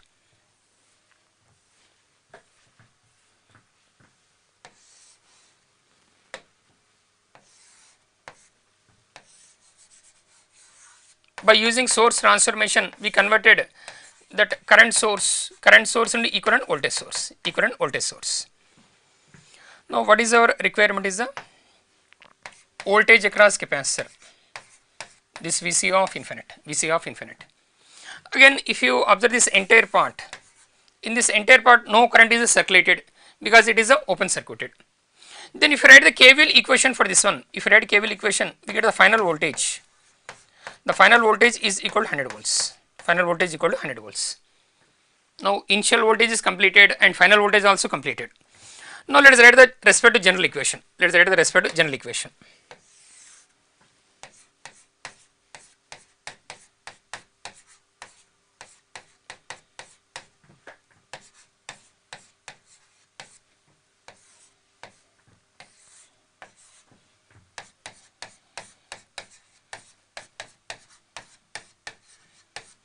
Now, if you substitute the respective values in this one, as per given question, what is the requirement? We have to find out the time such that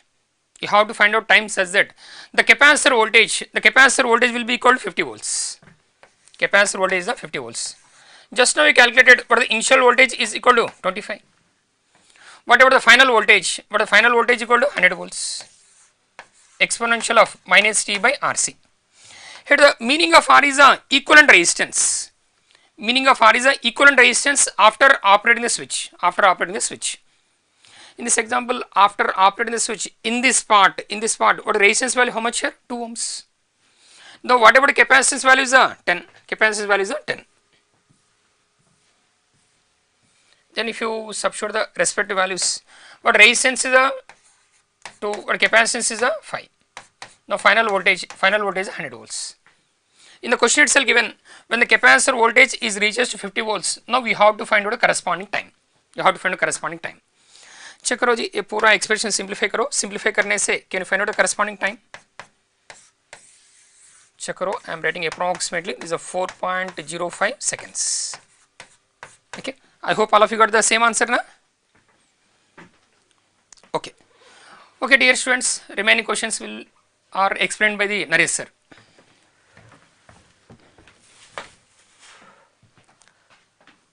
Good evening, dear students. So, this is the last question is based on the magnetical coupled circuits. The question is given is here, M with unity coupling coefficient, the stored magnetic energy of the coupled circuit is minimum at which of the following values of I1, I2. This question is MSQ, multiple select questions. Okay, एक option हो सकता है, 2 option और 3 option और 4 option भी हो सकता है. This is I1 by I2, not L1 by L2, this is I1 by I2. Okay. So, what is the energy stored equation is, the energy stored equation you can write whenever 2 inductors are now connected is with a unity coupled. Now, W is equal to half into L1 I1 square plus half into L2 I2 square plus or minus m into I1 I2. This is a energy stored equation in a magnetically coupled inductors L1 and L2. This plus or minus based on the m. Here the options में minus दिए, so I am considering is a plus m into I1 I2. Now do the just differentiation with respect to the I1 one time and I2 another time. So dw by di1 is make it a 0. Here the differentiation of 1 by 2 L1 into I1 square is 2 I1. This value will be differential with respect to the I1 is 0. Here is I am considering a plus m into here I2. So what I know here is dw1 is equal to 0. So 2 to get cancelled. The remaining is L1 I1 plus m into I2. Our intention is you have to find out I1 by I2 or not. So here is L1 I1 minus here m I2 is equal to L1 I1. I1 by I2 is equal to here minus m by L1. एक option तो होना चाहिए minus m by L1. Next is you have to with respect to the I2 करना है. So once if you do the with respect to the I2, you get it directly बोल सकते हैं अभी dw by di2, dw by di2 make it 0. Okay. Now first one is 0. Next is 1 by 2 into L2 into 2I2 plus m into I1. 2 to get cancelled. Now this is 0 value is equal to L2 I2 plus m into I1. Here minus m I1 is equal to L2 I2. I1 by I2 is equal to. Now this L2 by m. आप देख सकते हैं now I1 by 2 is minus L2 by m और minus m by L1. अभी देखेंगे अभी option सही नहीं है. ये देख लो here is a B and C. B में minus m by L1 minus m by L1 is a C option है and is a L2 by m. So B and C options are correct for this question.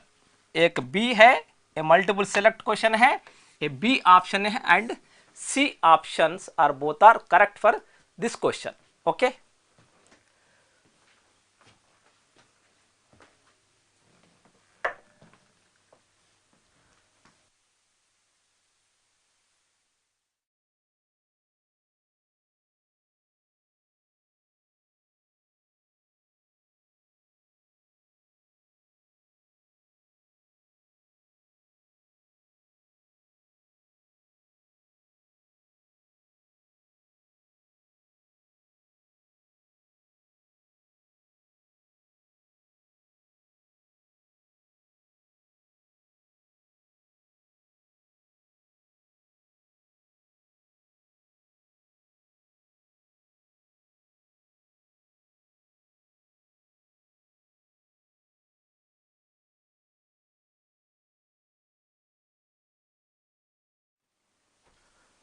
From measurements,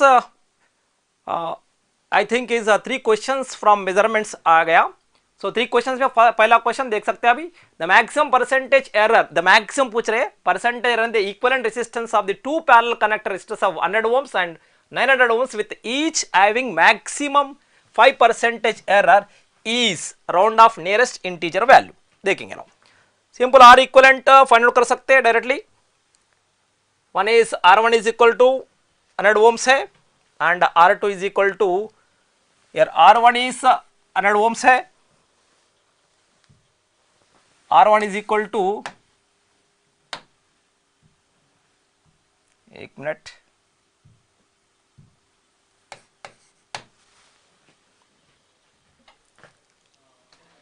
Sir, choose color with the pen.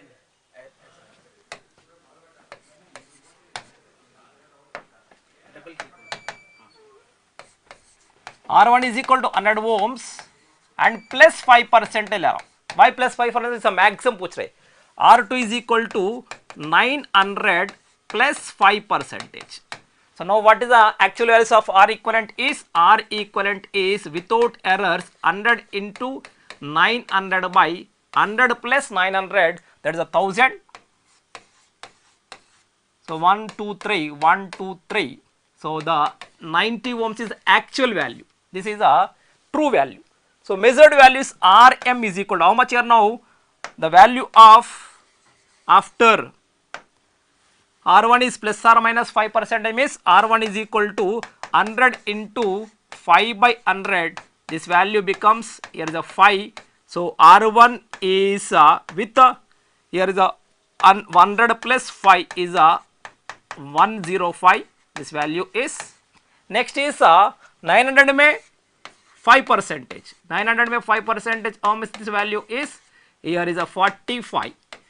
So now R2 dash value is R1 dash R2 dash value is 945 ohms. Now find out the R equivalent is here. R equivalent value is R equivalent is equal to 10. This is now measured, means with errors. 105 into 945 by 945 plus 105. This value becomes 94.5. Now actual value, so error, the maximum error is equal to 90 minus 94.5 by 90 into 100. This value becomes here 94 पहले इधर से लिख सकते हैं. Now this value becomes 5% is the maximum error. Okay.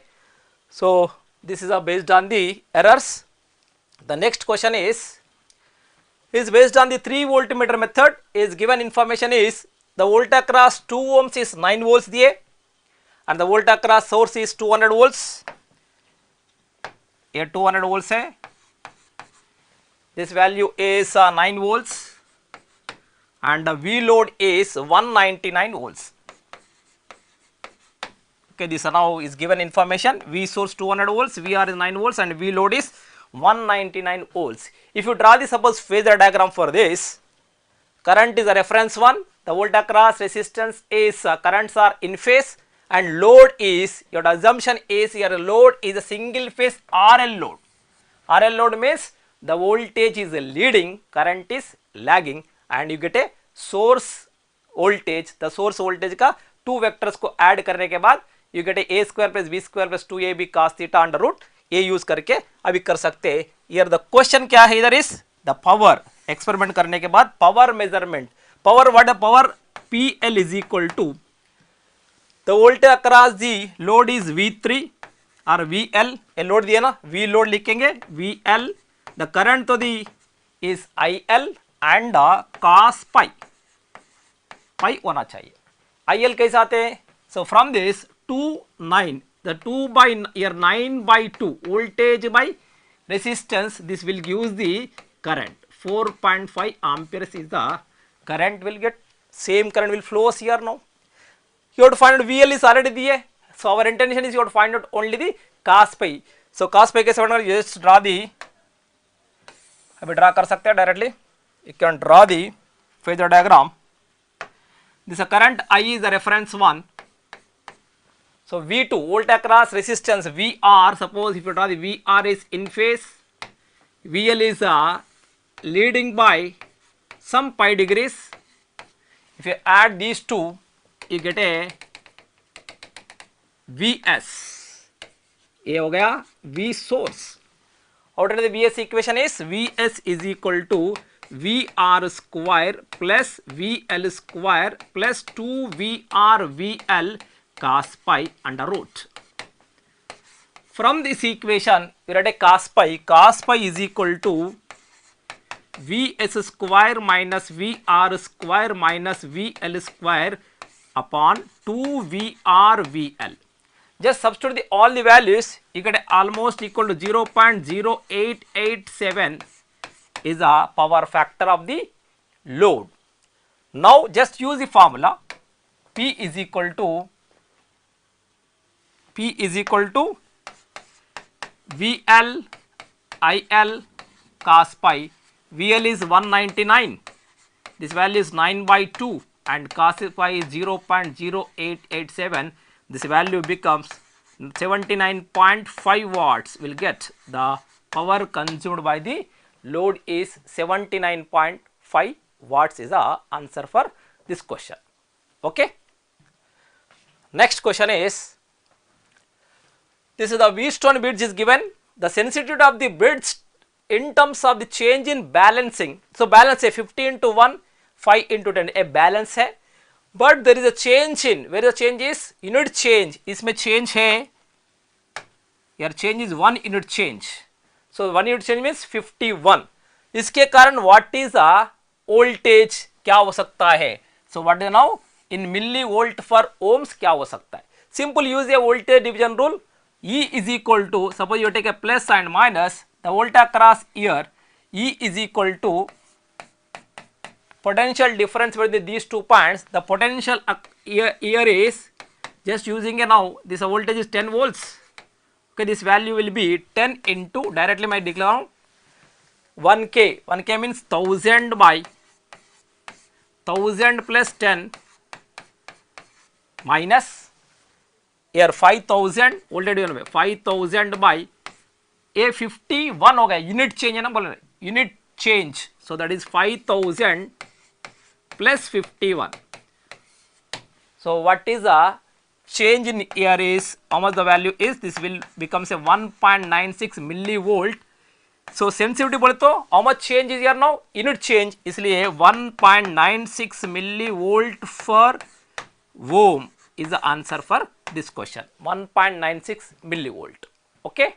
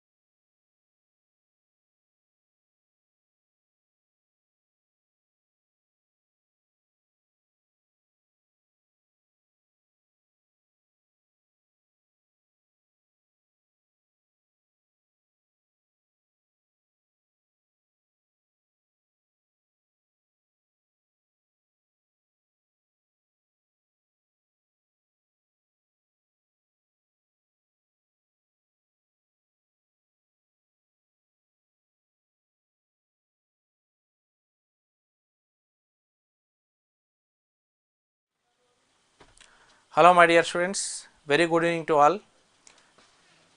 Hello my dear students, very good evening to all. In power electronics they have given 7 questions in the gate examination. So let us discuss the solutions for all these questions. So go through the first question. The operating region of the developer torque and speed of induction motor drive is given by the shaded region OQRE. So if you see here,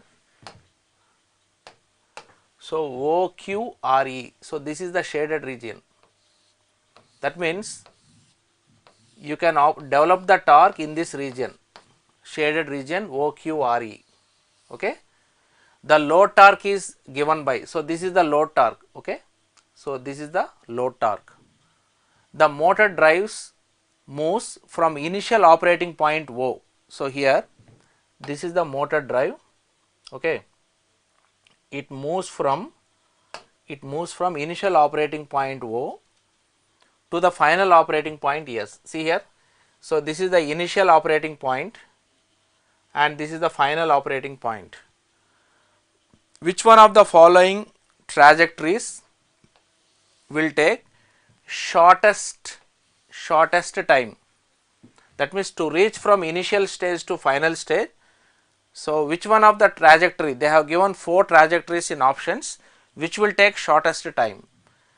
So, you know the motor will arrive the steady state speed in shortest span of time only if the accelerating torque is maximum.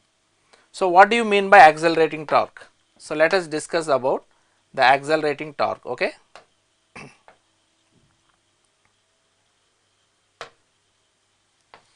So, let us discuss the accelerating torque here.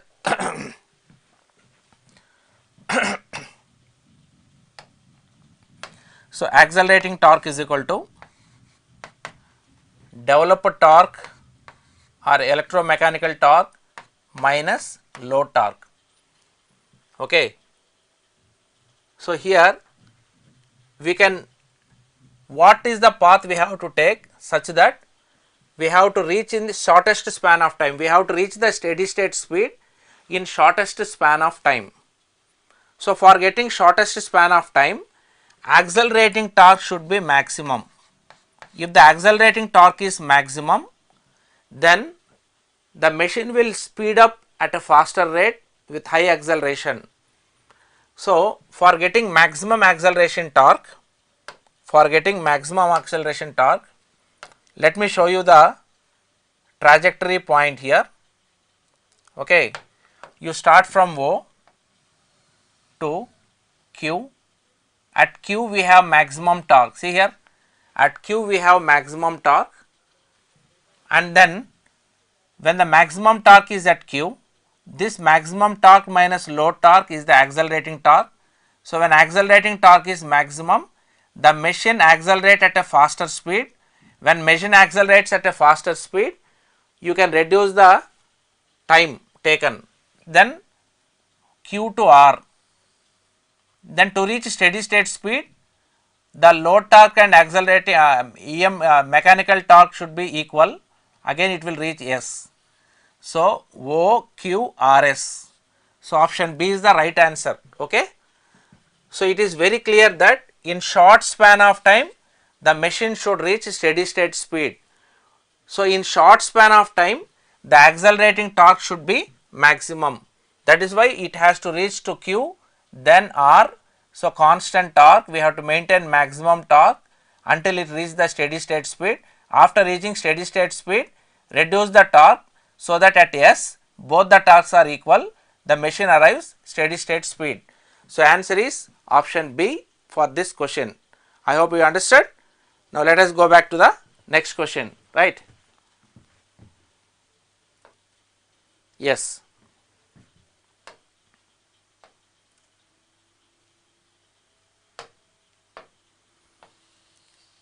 Now, this is the input voltage and current for a converter shown in the figure. Just look at this one. So, here this is the fundamental component, this is the fundamental component. The voltage waveform is having only fundamental component, but the current waveform is having fundamental component. This is the fundamental component, this is the third harmonic component, and this is the fifth harmonic component. So, here the active power is mainly because of fundamental component. So, first let us calculate the fundamental power. Fundamental power, active power is same as fundamental power. Fundamental power is, fundamental RMS voltage is 300 by root 2, fundamental RMS voltage 300 by root 2 into fundamental RMS current is 10 by root 2, fundamental RMS current into cos of fundamental angle is pi by 6, fundamental angle is pi by 6. So, let us calculate the fundamental power. Okay. After calculating the fundamental power, it comes to be 1299 watts, 1299 watts fundamental power, which is same as active power. Then next I want to find apparent power. So, for that we have to find RMS value of current.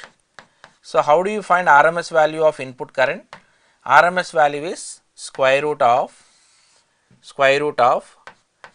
RMS value of fundamental is 10 by root 2 whole square plus RMS value of third harmonic component is 2 by root 2 whole square plus RMS value of fifth harmonic component is 1 by root 2 whole square, okay, under root.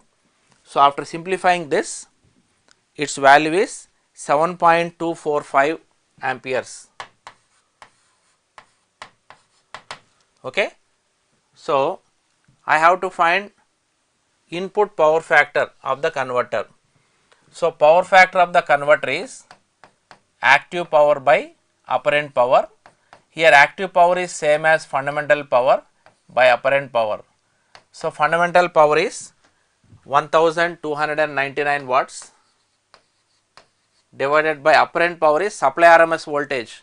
Supply RMS voltage is 300 by root 2. Supply RMS voltage is 300 by root 2 and supply RMS current, see supply RMS current 7.245. 7.245. So, just calculate this value, you will get 0.845, 0.845 lagging, okay. So, answer to this question is option A, right. So, the next question, yeah. So, just go through this question.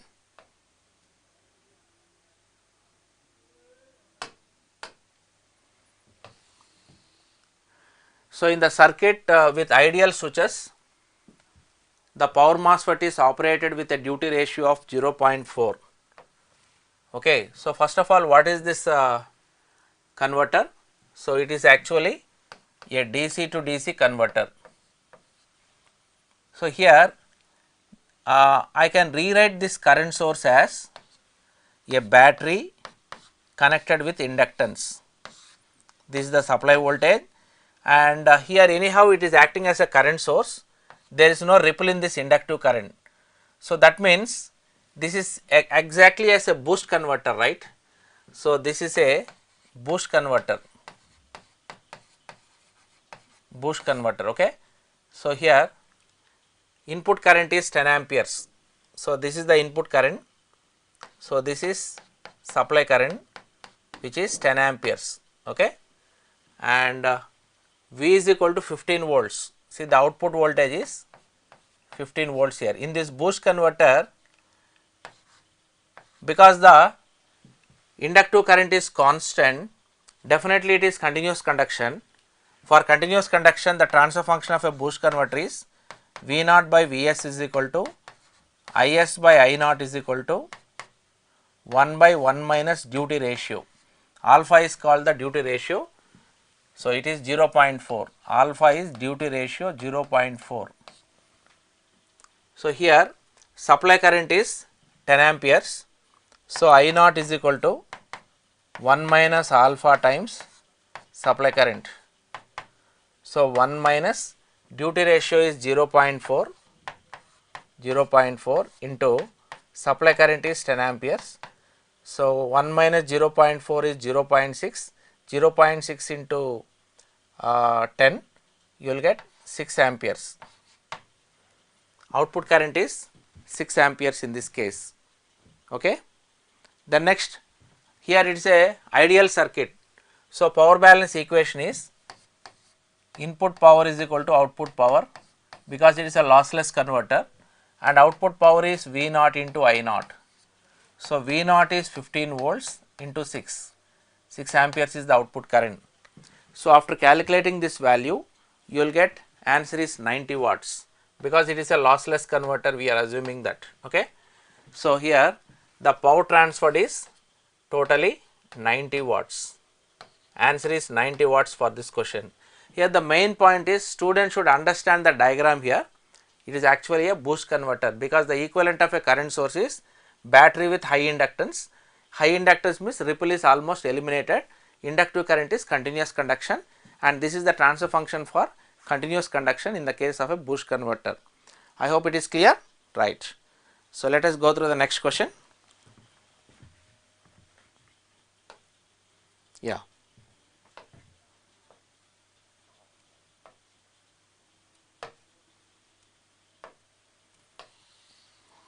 Yes, very basic question here.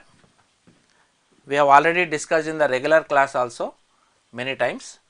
An ideal sinusoidal voltage source feeds an pure inductor, ideal SCR with firing angle 0. So, this is actually SCR, firing angle is 0. That means it will behave just like a diode, that is the meaning. Okay? And inductance value is given. What is the peak value of inductive current? So, here in this network just apply KVL in the loop. If you apply KVL in the loop and find out the equation of current, you will get Vm by omega L into 1 minus cos of omega t. Okay? So, that is the equation of output current. If you draw the waveform for current,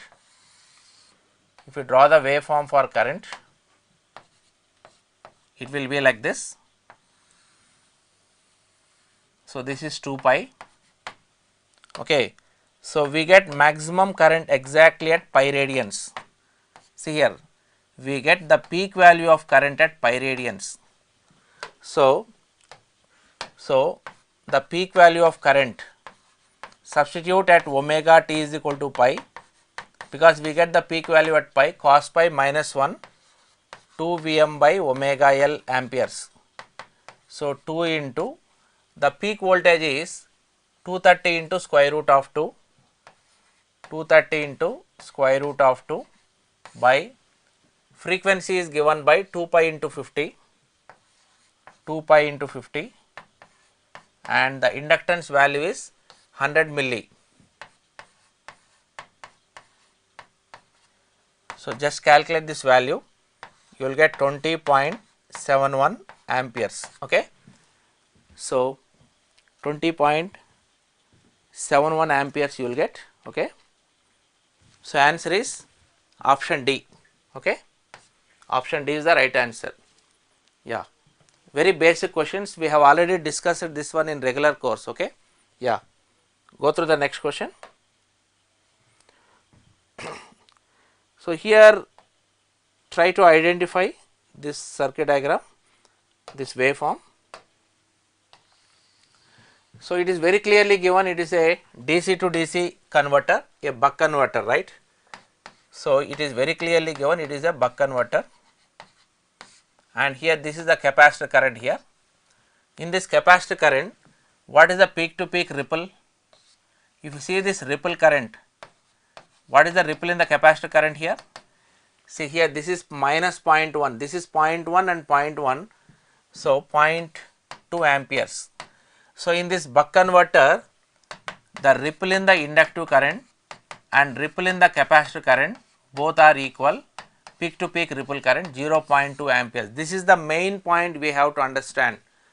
Okay. In the case of a buck converter, ripple in the inductive current and ripple in the capacitive current both are equal. So, peak to peak ripple is 0.2 amperes. Okay. So, here we have to find out the inductor used in the network. So, inductor is actually related with the ripple. To minimize the ripple current, we increase the value of inductance. So, what is the relationship for ripple current in terms of inductance and frequency in a buck converter? In a buck converter, ripple in the inductive current is alpha into 1 minus alpha into Vs by frequency into L. So, here unknown value is L. To calculate L, what is alpha? Alpha, by looking the diagram we can find the value of alpha. Just look at the diagram. By looking the diagram, you can find the value of alpha. So, here just look at this diagram. This is 15 microseconds. This is 15 microseconds. You know, discharging time and charging time should be equal. So, discharging time is 15 microseconds, charging time is again 15 microseconds. So, 15 plus 50, so this is 30 microseconds, this point is 30 microseconds. Okay. So, from here to here, this is T on. So, T on is equal to 30 microseconds and time period is 50 microseconds. Okay. So, I want to find frequency now. So, frequency is equal to 1 by time period, 1 by time period is 50 microseconds. So, 50 into 10 to the power of minus 6. So, calculate this value and tell me how much you are getting. So, you will get 20 kilohertz. This value is 20 kilohertz, okay, frequency. Then look at the diagram and find out the duty ratio alpha. Alpha is equal to T on by time period. Here T on is 30 microseconds, okay, 30 microseconds. Time period is 50 microseconds. So, 0.6 duty ratio, okay. So, here unknown value is L. So, L is equal to alpha into 1 minus alpha into supply voltage by frequency into ripple in the inductive current. So, alpha is 0.6, 0.6 into 1 minus 0.6 into supply voltage is given 30 volts, okay. This is 30 volts divided by frequency is 20 kilohertz and ripple is 0.2 amperes, okay. So, just simplify this value, you will get 1.8 millihenry, okay, 1.8 millihenry, that is the right answer here, okay, 1.8 millihenry. So, here the main point is by looking the diagram itself you can find out the duty ratio, you can find out T on and you can find out T, you can find out the frequency. So, a lot of information is given in the diagram itself. By just looking this diagram you will get a lot of information here, okay students. So, good question, right. Let us go back to the next question.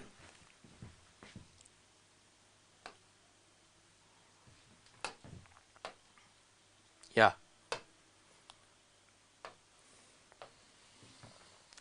A 3-phase modulating waveforms.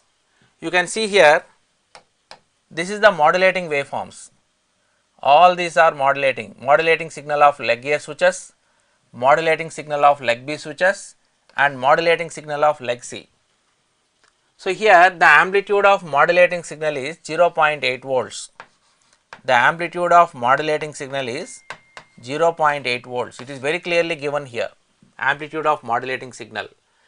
And the fundamental frequency is 2 pi into 40 radians per second. This is the fundamental frequency, okay.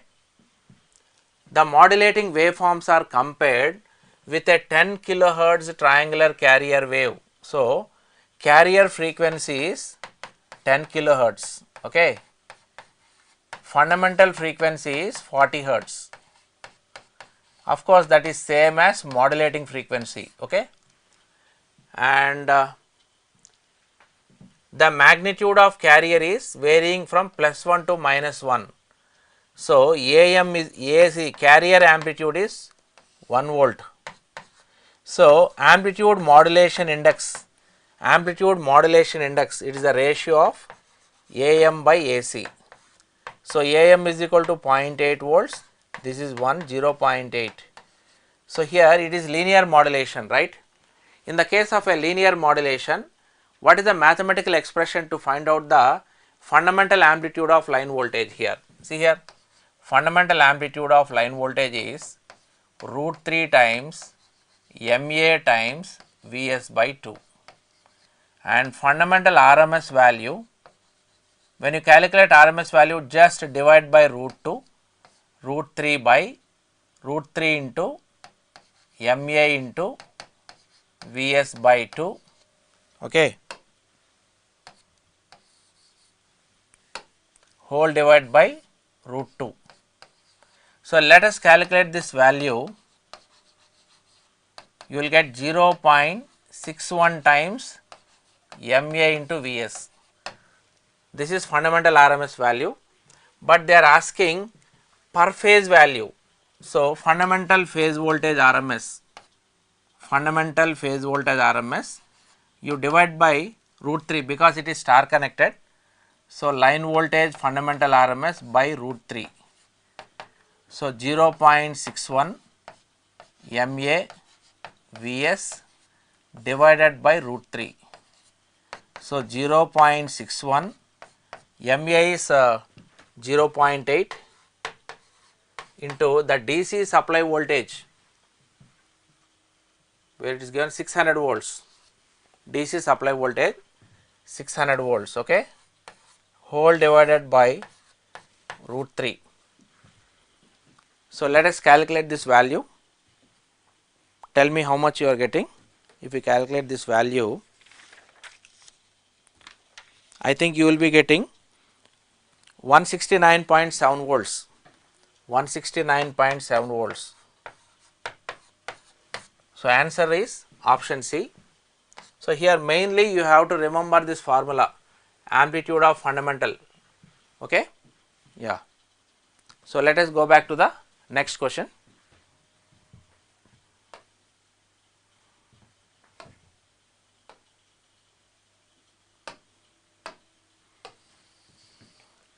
In the following circuit, average voltage is given here, and alpha is we have to calculate.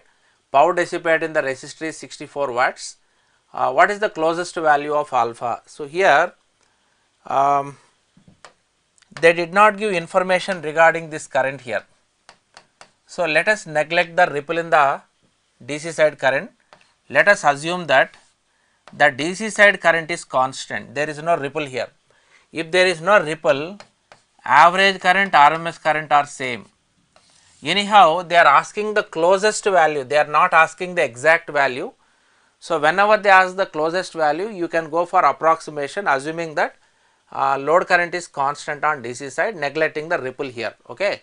So, that is the assumption I have made, just we want the closest value, not the exact value, okay. So, how do you find out the power here?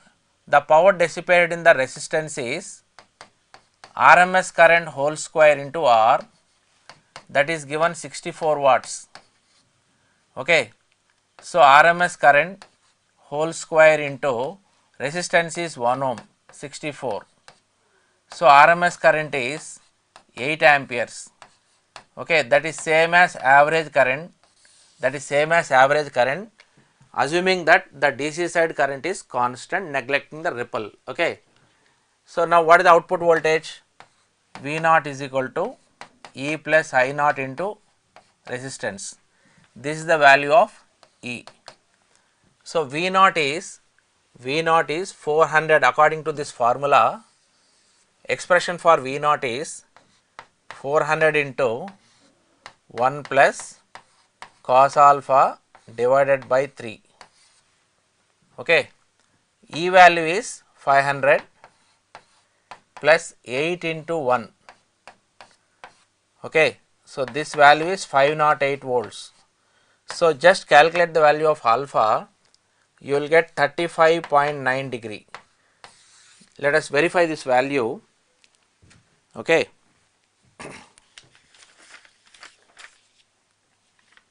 Yeah, 35.9 degree you will get, right students. So, with this we have completed all the solutions for power electronics. Thank you students.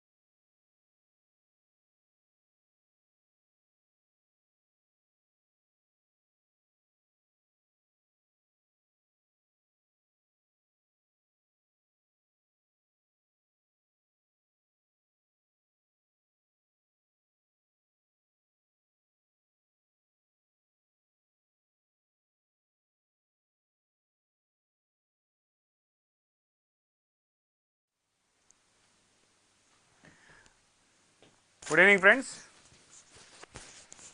So, in the power system total 6 questions we got in GATE 2025. All questions are very easy one. So, we will see the first question. Using shunt capacitors, the power factor of a 3-phase 4 kV induction motor drawing 390 kVA at 0.77 power factor lagging is to be improved to 0.85 lagging. So, you can consider like this.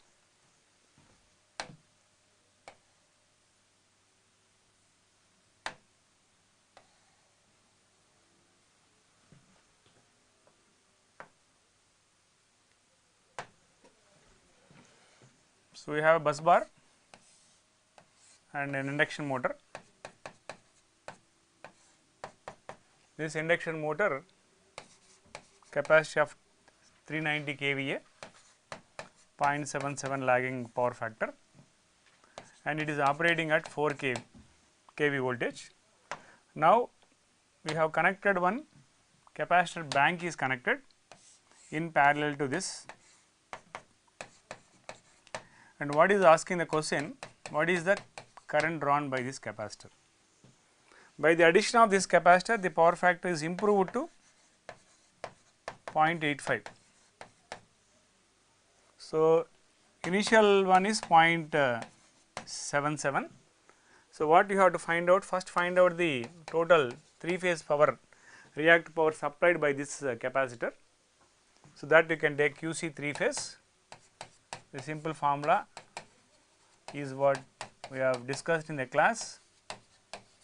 This is of P1 into tan theta 1 minus tan theta 2, and this 3-phase you can put is root 3 into VL into I phase.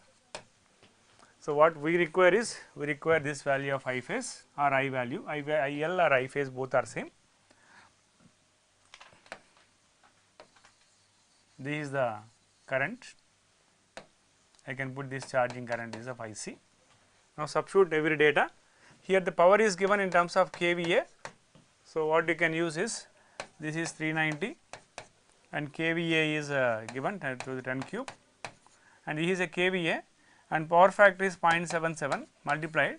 So, that you will get the power is in terms of kilowatts, and this angle is theta 1, it is tan of cos inverse of 0.877 minus this will give tan of cos inverse of 0.85 with the capacitor bank, and this will give root 3. The voltage is of 4 kV, that is 4 into 10 cube, and this charging current is IC. Then you can calculate this IC value. This comes around 9.054, 9.054 amps. This is the answer for this question. Simple question, direct question related to how to use the capacitor bank in the substations, how it can improve the power factor, and we want to find out the charging current. Okay, right. Now, we will see the next question. So, this is also a simple question which is related to the voltage regulation of a transmission line. So, in this question we have a transmission line, let this transmission line is R and JX, and it is connected with some load is connected. This load is of, consider that lagging load, which has some power factor of cos phi, and this line is having an impedance of Z angle theta, and what we have to do, we have to find out the voltage drop or maximum voltage regulation is how much. Suppose this is sending end voltage, this one is receiving end voltage, you have to find out what is the voltage regulation maximum is when it will actually occur. So, we know that for maximum voltage regulation, you know the simple one, theta equal to phi equal to what theta, that is nothing but tan inverse of x by r. But in the question he has given this r by x value is given by 1 by 5. So, here this is the parameter is what is given, r by x value is given by 5. So, that you can use it. So, that this equation now becomes tan inverse of 1 by 5. You have to find out the cos theta. So, find out this one is cos of tan inverse of this value is 1 by 5. that you can calculate. This actually comes around 0.98.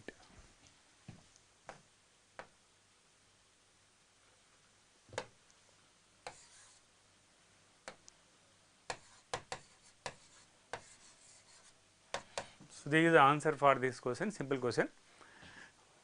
The condition for the maximum voltage regulation is, this is the condition. From that you are calculating the power factor of the load, or cos theta or cos phi, both are same. Here you are asking the power factor of the load, for that you can consider that cos phi. When the power factor of the load is, or the answer is 0.98. Okay. Coming to the next question. So, here the generator was initially supplying power to the grid. A temporary LLG voltage fault occurs at F, this is the point of F, very close to the circuit breaker, auto reclosed. The circuit breakers open and isolate the line, the fault self clears, circuit breakers reclosed and restore the line, the rotor accelerating and deaccelerating areas. For this question, you can observe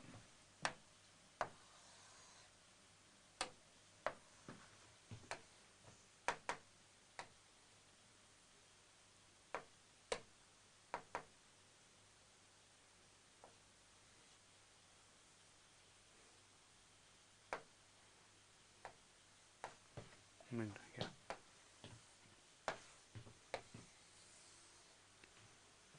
Suppose if we consider from the stability point of view, if we have the two lines are there, this is line 1, this is a transmission line 2, and here it is connected with the turbine, and we have a generator, and we are delivering the power. This generator is operating at some initial value of delta and delivering some power P, and it has a mechanical power is there from the turbine. This is the mechanical power, this one is electrical power. So, in the initial case, this is actually what you can call this as pre-fault. There is no fault. This is electrical power, and the mechanical power you can consider this is a mechanical power. And this mechanical power and electrical power both are equal. It is operating at initial value of delta naught. This is the initial condition, both lines are healthy. Now, just I will take the two cases here. In the first case, suppose if a fault is occur, all the lines are protected by the transmission lines, mean breakers. If a fault is occur at the midpoint of the line, if you consider, then under this case during faulty time, what will happen now? This is the curve what you will get. This is what called during fault. So, this accelerating point will be now shifted from this point to this point, and after some angle delta equal to delta C, critical clearing angle, at this time the faulty breaker is now open. That means this breaker is open, the fault is identified by the relay. Relay will give a command to the breaker. So, that power is now transmitting through the healthy line, second line is healthy line. So, that this curve now becomes the path of the curve is like this. This one is post fault. Okay. So, that this graph will be shifted from this point to this one, it is doing some modulations, and finally, it will settle to the delta f is the final value, it will actually settle. So, in this particular case, we have two areas, one area is called as accelerating area, another area is what you can call it as the deaccelerating area, and it may reach to the maximum value of delta 2 or delta max value, finally settle to the wherever mechanical and electrical power both are equal. This is the case of delta f. This is normally what generally we are studying in the regular class, by considering that fault is there at the midpoint of the line or some distance of the line. During this time, this is the scenario, but in this question what has given, the fault is not occur at the midpoint of the line, fault is occurred very close to this one. The type of the fault is also triple L fault.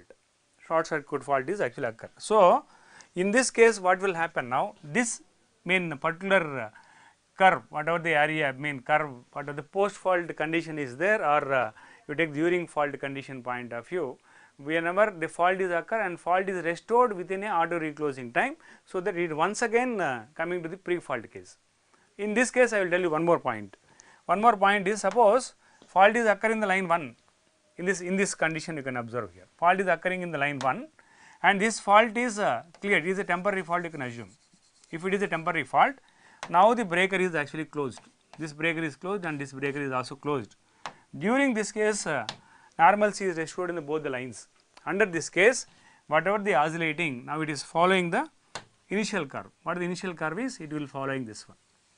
So, this is actually what you can call, this one is a reclosing of the breaker. So, this is actually pre fault, it is of during fault, this is post fault, and this is of reclosing curve will actually occur. This is scenario related to the fault is occur at the midpoint of the line. But in this particular problem, what he has given, the fault is occur very close to the breaker. So, here just I am redrawing.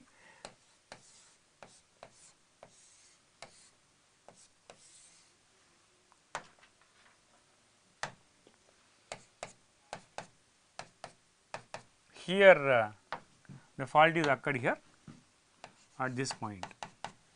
So, in the fault is occurred and reclosing is of the breaker is occur within a short time. So, this is a pre-close, this is a mechanical power, and this is the point of both mechanical and electrical power are equal. This value is going to be delta naught. Whenever fault is occur, triple L fault is occur means this power will becoming 0, because it does not pass through the second line, because very close to the bus bar means it is near to the bus bar fault only. So, that there is no power flow through the healthy line, this is actual healthy line, there is no power, power is becoming 0, and after some time delta CR, critical clearing time, the breaker is once again closed, considering that as a, this breaker is closed, considering that it is a temporary fault, just like a tree is touching the line and immediately it will came back. So, what will happen now, here it is restoring to the original flow, it will actually flows. So, this is actually what you can call it as deaccelerating, one is of accelerating, another one is of deaccelerating areas. You can, depending on the area of the curve, it can settle. For example, if the area it will stabilize to some new point, then area of A1 and area of A2 equal, and this is of actually taken of delta 2, or this is the delta maximum value. So, what should be the probable answer for this particular question is the area A1, this is the area of A2. In the given options, this you have to check which one is the correct one. Okay. So, this is about the case of the 3 questions related to the power system part, first part, and second part will be taken by Lingamurthy sir. Thank you very much. Right.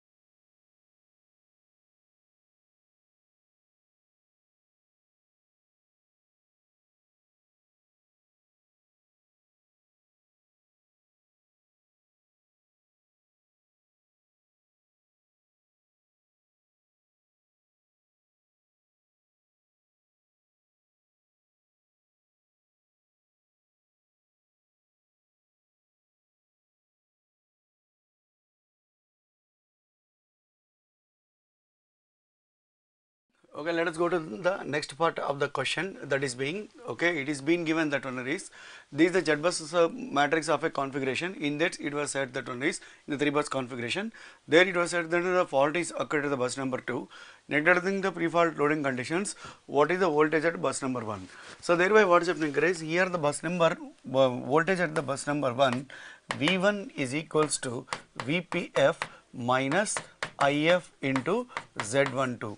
This is the mathematical formulation for this question. In this question, then what is happening is, see, therefore, what is the first thing that you have to do is, you have to calculate the fault current first.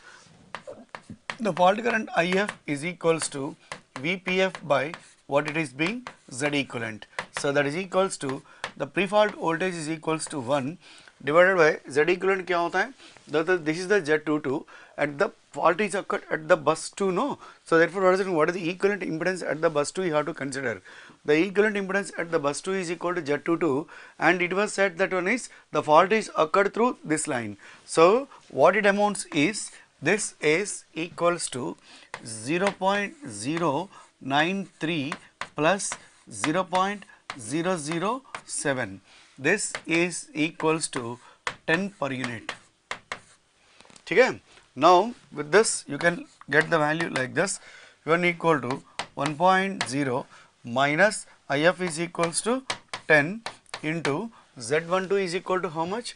0.061. So that is equals to 0.39 per unit. This is a simple calculation, okay, right. Next question.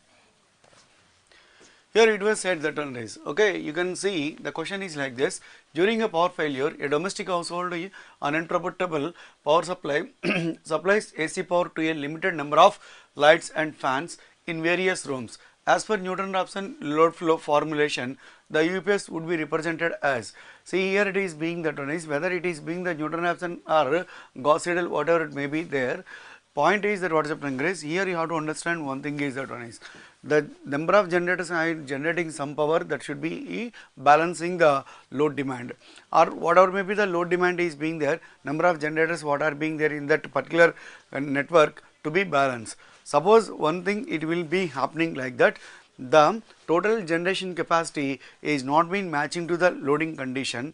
At that time the mismatch can be filled by slack bus. That is the purpose of the slack bus.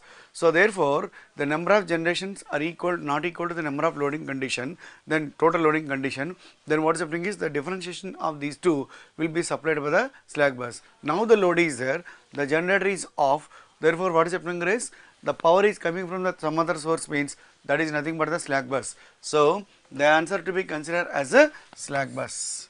This is the right answer. Answer to be considered as a slack bus. Next question is that one is the two units rated at 100 megawatts and this one is enabled for this one it is, and economic load dispatch when the overall incremental cost is 10,000 megawatts and the units are dispatched to 550 and 80 megawatts respectively at an overall incremental cost of 10,600 rupees per megawatt hour. The power output of the units are 80 megawatt and 92 megawatts respectively. The total planned megawatt output without overloading any unit means that what is happening is no unit should have more than 100 or more than 150 at an overall incremental cost of 11,800 rupees per megawatt hour. So therefore what is happening is, here you have to go through certain kind of a graphical approach it is being. What is the graphical approach that you have to go here is, here you can take this one is the cost line and here you have to take the power line. So what it is being given, that one is one cost line is being there, second one is there and the third one is there. What is the first one here is, that is 10,000. Second one is 10,600. Third one is 11,800. Now one loading is there. What is that one is? First it was given that one is 50 plus 82, that is equals to 132. Where it is at the total load of 132, it is at 10,000. Now the total cost of 10,600, the total loading is equals to how much it is? 172, right? This is the incremental cost that we can have is. Next what it is being given here is, so the next one is, let us consider it is being the x.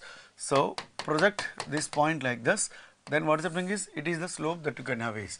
So considering this theta and this theta be the same, that is equal to theta 1 and theta 2.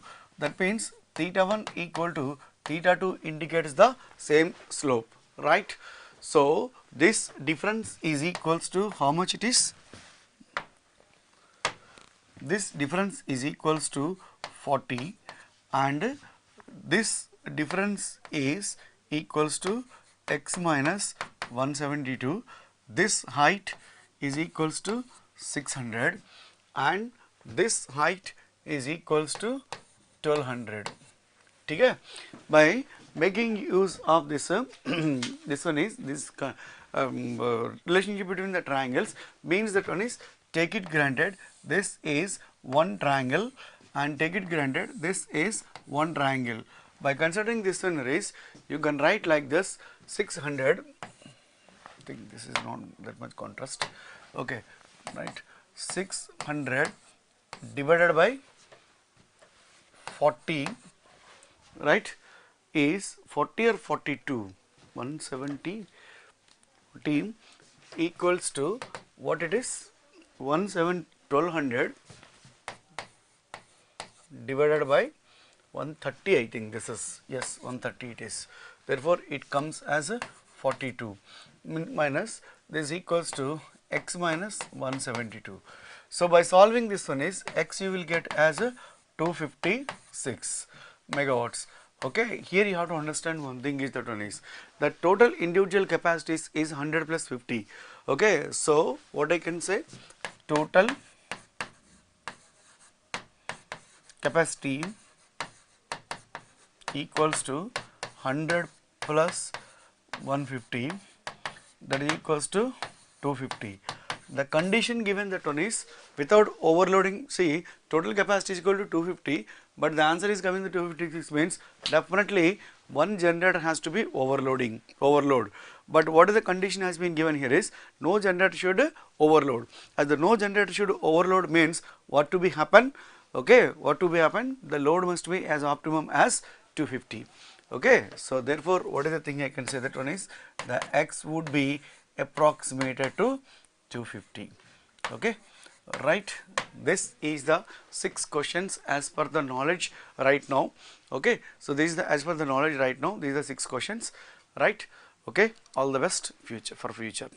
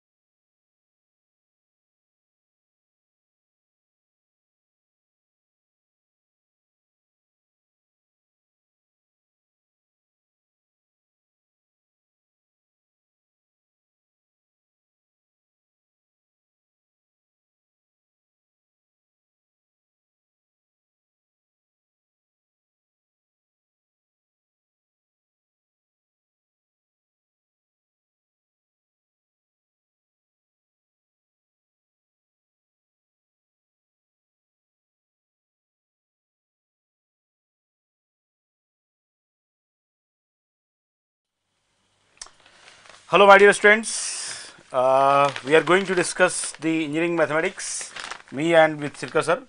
Sir will discuss. Sir कैसा रहा paper आपके हिसाब से maths का? Maths का paper moderate ही है.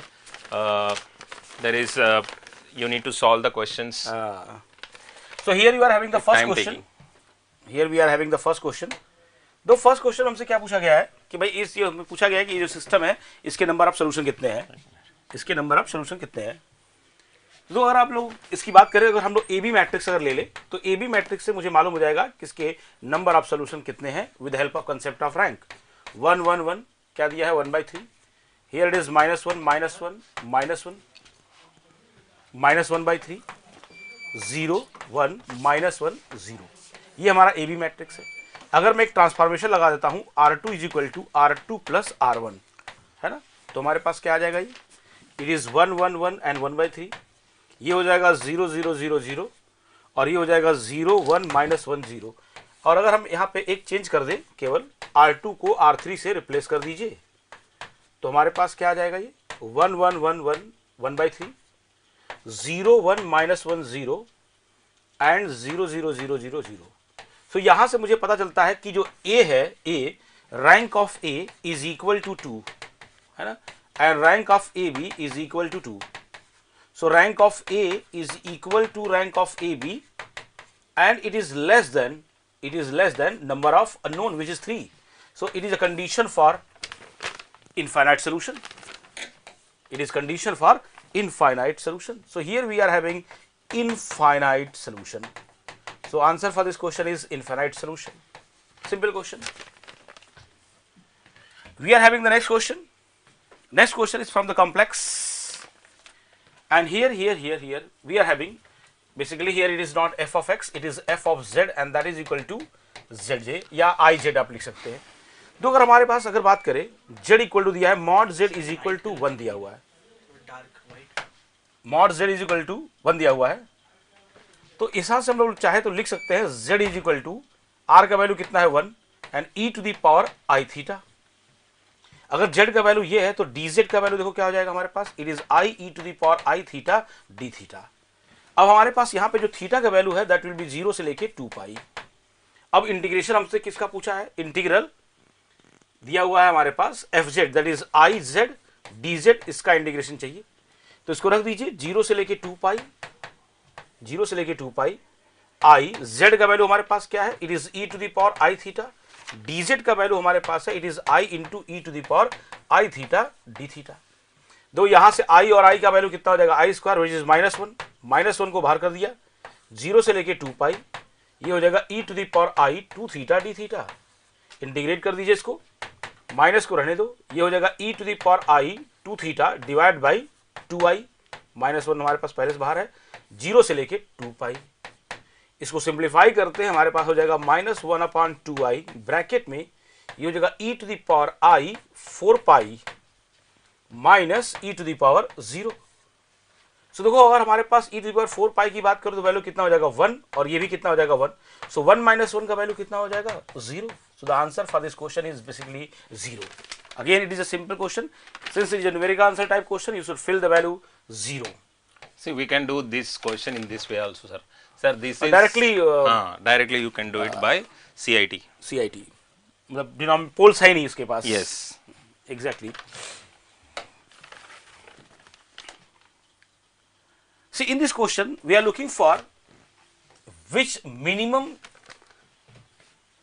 the real value function. देखो अगर हमारे पास ये फंक्शन दिया हुआ है, अगर आप इसका f of x, y का वैल्यू दिया हुआ है, कितना दिया हुआ भाई, x प्लस वाई -1 का square, right, plus x plus y का होल स्क्वायर दिया हुआ है.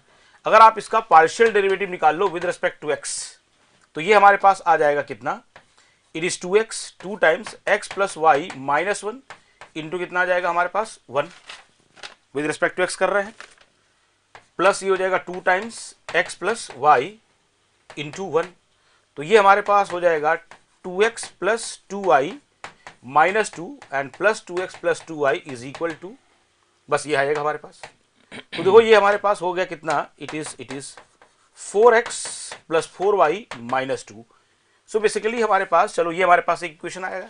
अगर ऐसे f ऑफ y निकालते हो तो वही वैल्यू सेम आता है, 4x प्लस 4y -2. अगर हम इन दोनों को 0 बनाते हैं, f of x equal to 0 and f of y equal to 0 करते हैं, तो हमारे पास इक्वेशन क्या मिलेगा, यहाँ से ये मिल जाएगा 2x plus 2y is equal to 1, और यहाँ से भी मिलता है it is 2x plus 2y is equal to 1. So यहाँ पर दोनों इक्वेशन क्या मिल गया है, सेम. अगर दोनों इक्वेशन सेम है, so we are having infinite x and y, infinite number of set मुझे मिलेगा x और y का, जिसके पास हमारे पास जो सेटिस्फाई करेगा. तो बेसिकली अगर देखो तो उसने पूछा है कितने s के सेट मिलेंगे, so we are having the number of element in the set s is infinite. पूछा है ना कितने वैल्यू होंगे x और y के, तो बेसिकली हमारे पास दोनों इक्वेशन सेम आ गया है, तो हमारे पास जो सेट मिलेगा वो कितने मिल सकते हैं, इनफाइनाइट नंबर ऑफ पॉइंट मिलेंगे x y के, जो इन दोनों को क्या करेगा, सेटिस्फाई करेगा. So the answer for this question is option c. Next question. And one more thing is that so if you even if you check the RT minus S square also, because it is anyway quadratic equation, na? So RT minus S square also you will get some constants. According to that, you will get the minimum condition itself. So that's why at all these infinite points, it is minimum itself. Next question, sir. Sika sir. Yeah. Next question.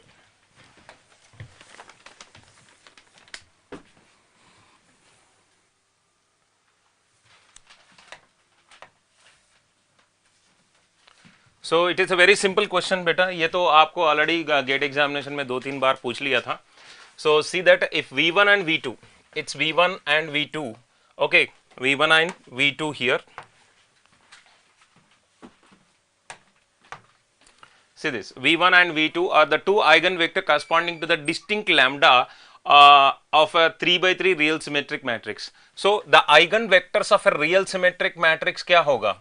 So this if this V1 and V2 must be orthogonal, right? V1 comma V2 are orthogonal here, because there is a property, I hope everybody knows, that the eigenvectors of a symmetric matrix are orthogonal to each other corresponding to the distinct lambda, right? Distinct lambda. So therefore अगर orthogonal है तो dot product 0 है, तो dot product 0 है तो inner product 0 है, तो inner product 0 है तो मतलब V1 transpose V2 is equal to 0, right?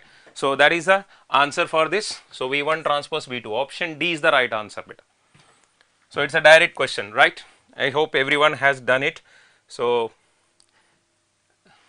next one here, consider this discrete random variable x and y with probabilities as follows. This is the data is given. If you take the table for this probability distribution here for the random variable x and y, right? So अगर आप ये x लीजिए और ये y लीजिए, so x value 0 1 दिया है, right, and y value is also 0 1. When x 0 y 0 the probability is 1 by 4. When x equal to, यहाँ पर देखो बेटा, ये है actually the values are different. So let me show you with this. X is equal to 0, y is equal to 1, ये है कि x equal to 1, y is equal to 0 है. X equal to 1, y is equal to 0 का ये है कि 1 by 8 है, and then this one is 1 by 2 and this one is 1 by 8 here. So this is the probability distribution table here, right? It is the data is taken based on the memory beta. So that is why. So if at all any values are different, you can mention in the chart box, right? Or otherwise you can adjust with it. Now this is for x is equal to 0, this is for x equal to 1, and this is for y is equal to 0, this is for y is equal to 1. That's what is the thing. So now if you take this, he is asking what? So given x equal to 1, the expected value of y. So that means E of y when x is equal to 1. This is what is asking. So if this is the case, then it is summation yi, and here we need to take the probability, that is marginal probability of y, okay, where x equal to 1. Okay, that's what P of x equal to 1 comma y here you have to take. So if this is the case, if you take this y is equal to 0, तो 0 into the corresponding x equal to 1 के लिए probability कितना है 1 by 8, and then for 1 y is equal to 1 into the corresponding probability of y at x equal to 1 is 1 by 8 here. So therefore this expected value is 1 by 8 here. So the answer is option C. Option C is the right answer beta, right? Yes, RT minus S square over data तो सही है बेटा, data is correct, very good. Now, so this is the change in the data में भी y is equal to 0 है, ये mention करना है बस, that's the only change. The next question बेटा, यहाँ पर देखिए ये question, see I used to tell you many times in the class that it is, you know, he will ask the directional derivative in a different language. So that is that all the different synonyms of that particular directional derivative you need to know, then only you can answer, you can identify that the question is of that type. Okay, right. X comma y, that the point belongs to the rate of change of the real valued function. The see, this is some scalar point function is given, and at the origin he is asking the rate of change of this at the origin in the direction of this point. So if you take this point, so this is the origin 0 comma 0 and this is the point 1 comma 2.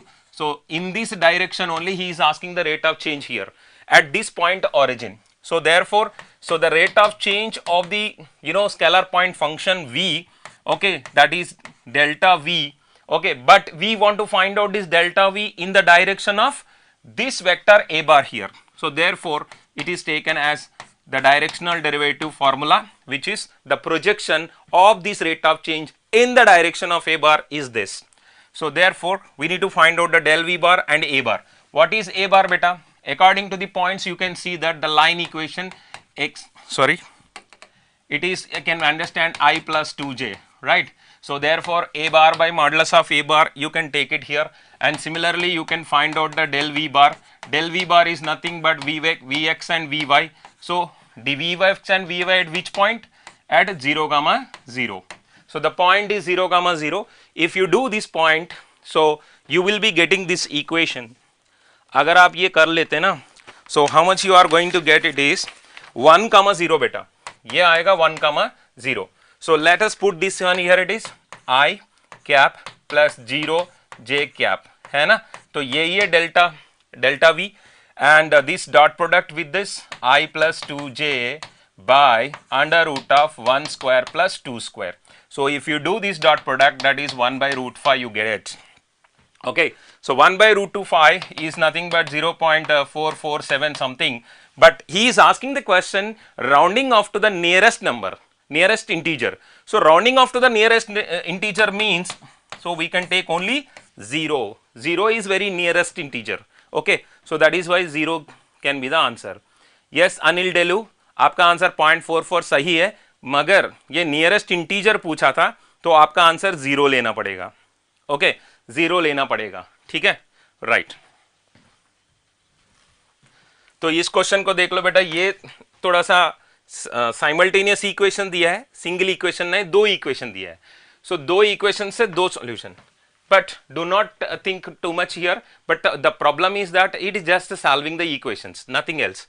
Now if I see that r of t is given here, r of t is given as 1, for t greater than or equal to 0, right. So then at t is equal to 1 he is asking this x1 of t. So t is equal to 1 matlab, so we should consider we are going to find out, or we need a solution of x1 of t in the positive domain only, because t is equal to 1 exists in the positive domain only. So therefore I will be taking this r of t is equal to 1 only, because that my domain is t is greater than 0. So therefore it is understood as dx1 by dt, okay, is equal to 2, it is x1 dot means dx, right, x2 of t. It is 2x2 of t, first equation, equation 1 suppose. Then the second equation is what? dx2 by dt is equal to r of t. R of t is equal to how much beta? R of t is equal to taken as 1 for t greater than 0. If you integrate this, you will be getting t plus c1, integral constant. But he has given the initial condition for x2 of 0. That if you substitute it here, so if you put t is equal to 0, x2 is equal to 0 into this, so then you will be getting this c1 is equal to 0. So that implies that x2 is equal to t.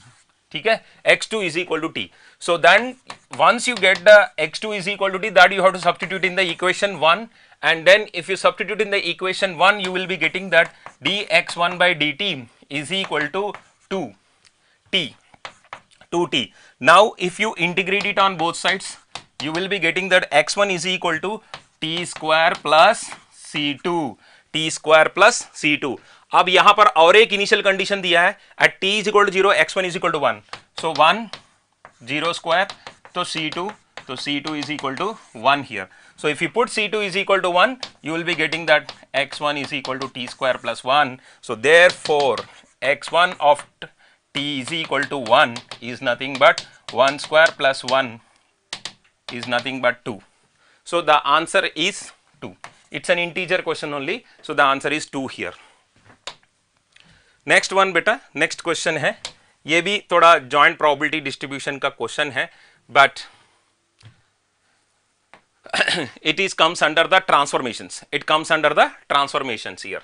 So we need to find out the PDF of this y is equal to x square. That's the question, my dear students. So you need to find the PDF of y is equal to x square.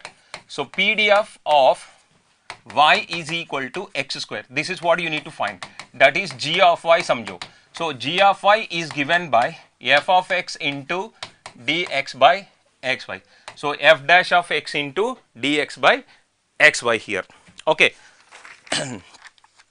So now, so what is that you are going to get here? Now this one f of x is equal to how much it is? So that is px of x. Okay, that is 1 here.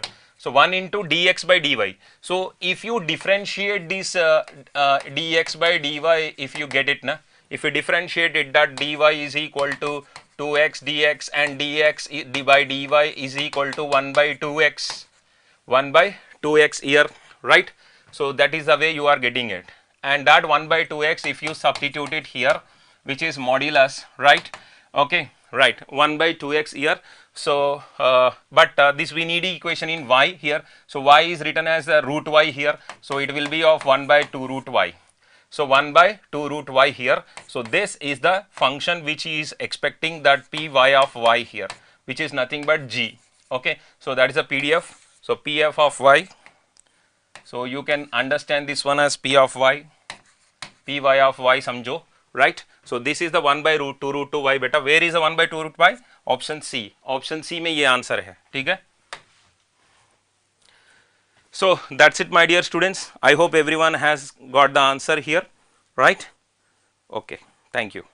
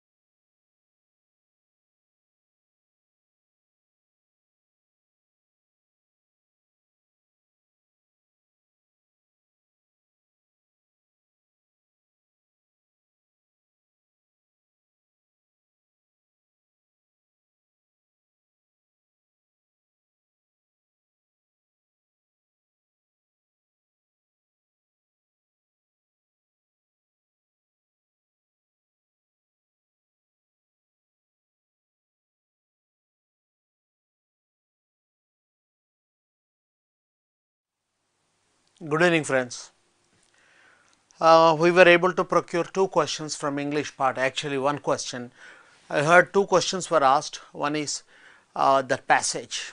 Passage means naturally it carries 2 marks, critical reasoning part or parajumble, and the other one is a very simple question from an area called analogy, and that two options are not so clear, that is why I have taken two, out of which one is counterpart, the other one is contraband. Contraband means illegal goods, goods that are not supposed to be carried, prohibited stuff. So if you look at this question, good, evil, these two are opposite to each other.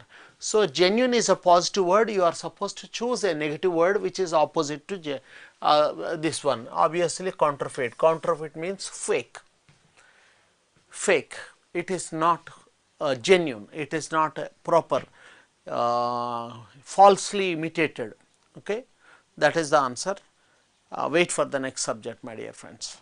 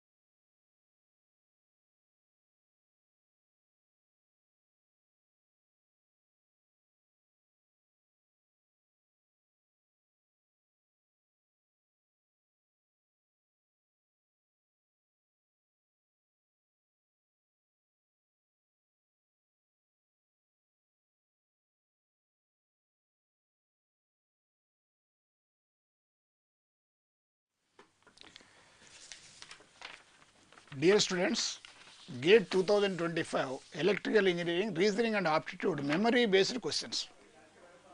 So, Reasoning Aptitude 2025 Electrical very simple and easy and moderate. So, there is some memory based questions. Very first question, numerical estimation. This numerical estimation, so part of the indices. What are the indices you have done? Similar problem in the classroom. 3 power 81 dividing by 27 to the power of 4, 1 by 3. So that 27 can be written as a 3 cube. So that 4 3 is 12, 81 by 12. That 81 minus 12, 3 power 69. Dividing by 3, 3 power 23.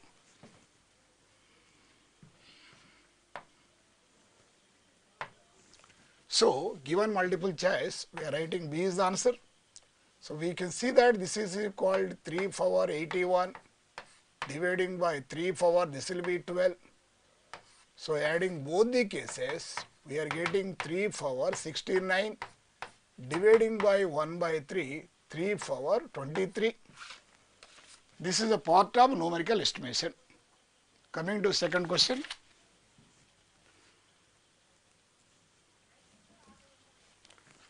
It is a part of numerical reasoning.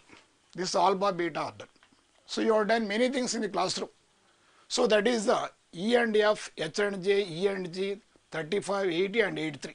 When you are comparing this, so E and F, what is the E and F? This will be 5, this will be 6, 5 and 6, 32. H and J, 18, 10, 80.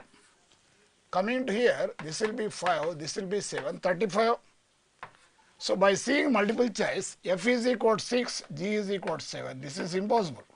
G is equal to 7, H is equal to 8. This is also impossible.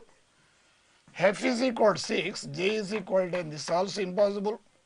6 and 7. What you can say? 42. B is the answer. It is a part of numerical reasoning.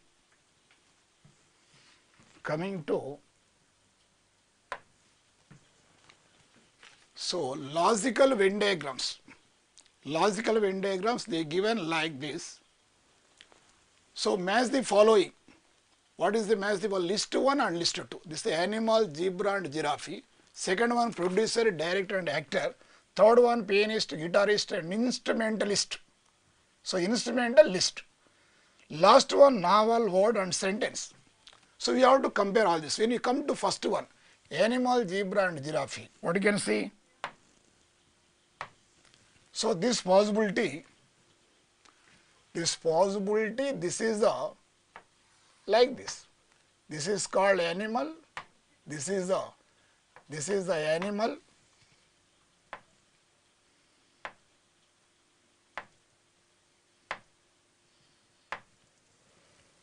So this is the animal. This is the zebra. This is a giraffe. When you come to second one, producer, director, actor. This is the producer, director and actor. Come to guitarist, pianist, instrumentalist. This is the instrumental, it's a pianist and is a guitarist. Last one, novel, word, sentence. This is the last one. This is a word and a sentence and a novel. It is the, see given that A is the third one, B is the first one, C is the fourth one, D is the second one. This is the logical Venn diagrams. So these are memory based questions and paper is very simple, especially reasoning aptitude. Remain questions, there is data is not sufficient. I hope it is clear for all of you. So thank you for all.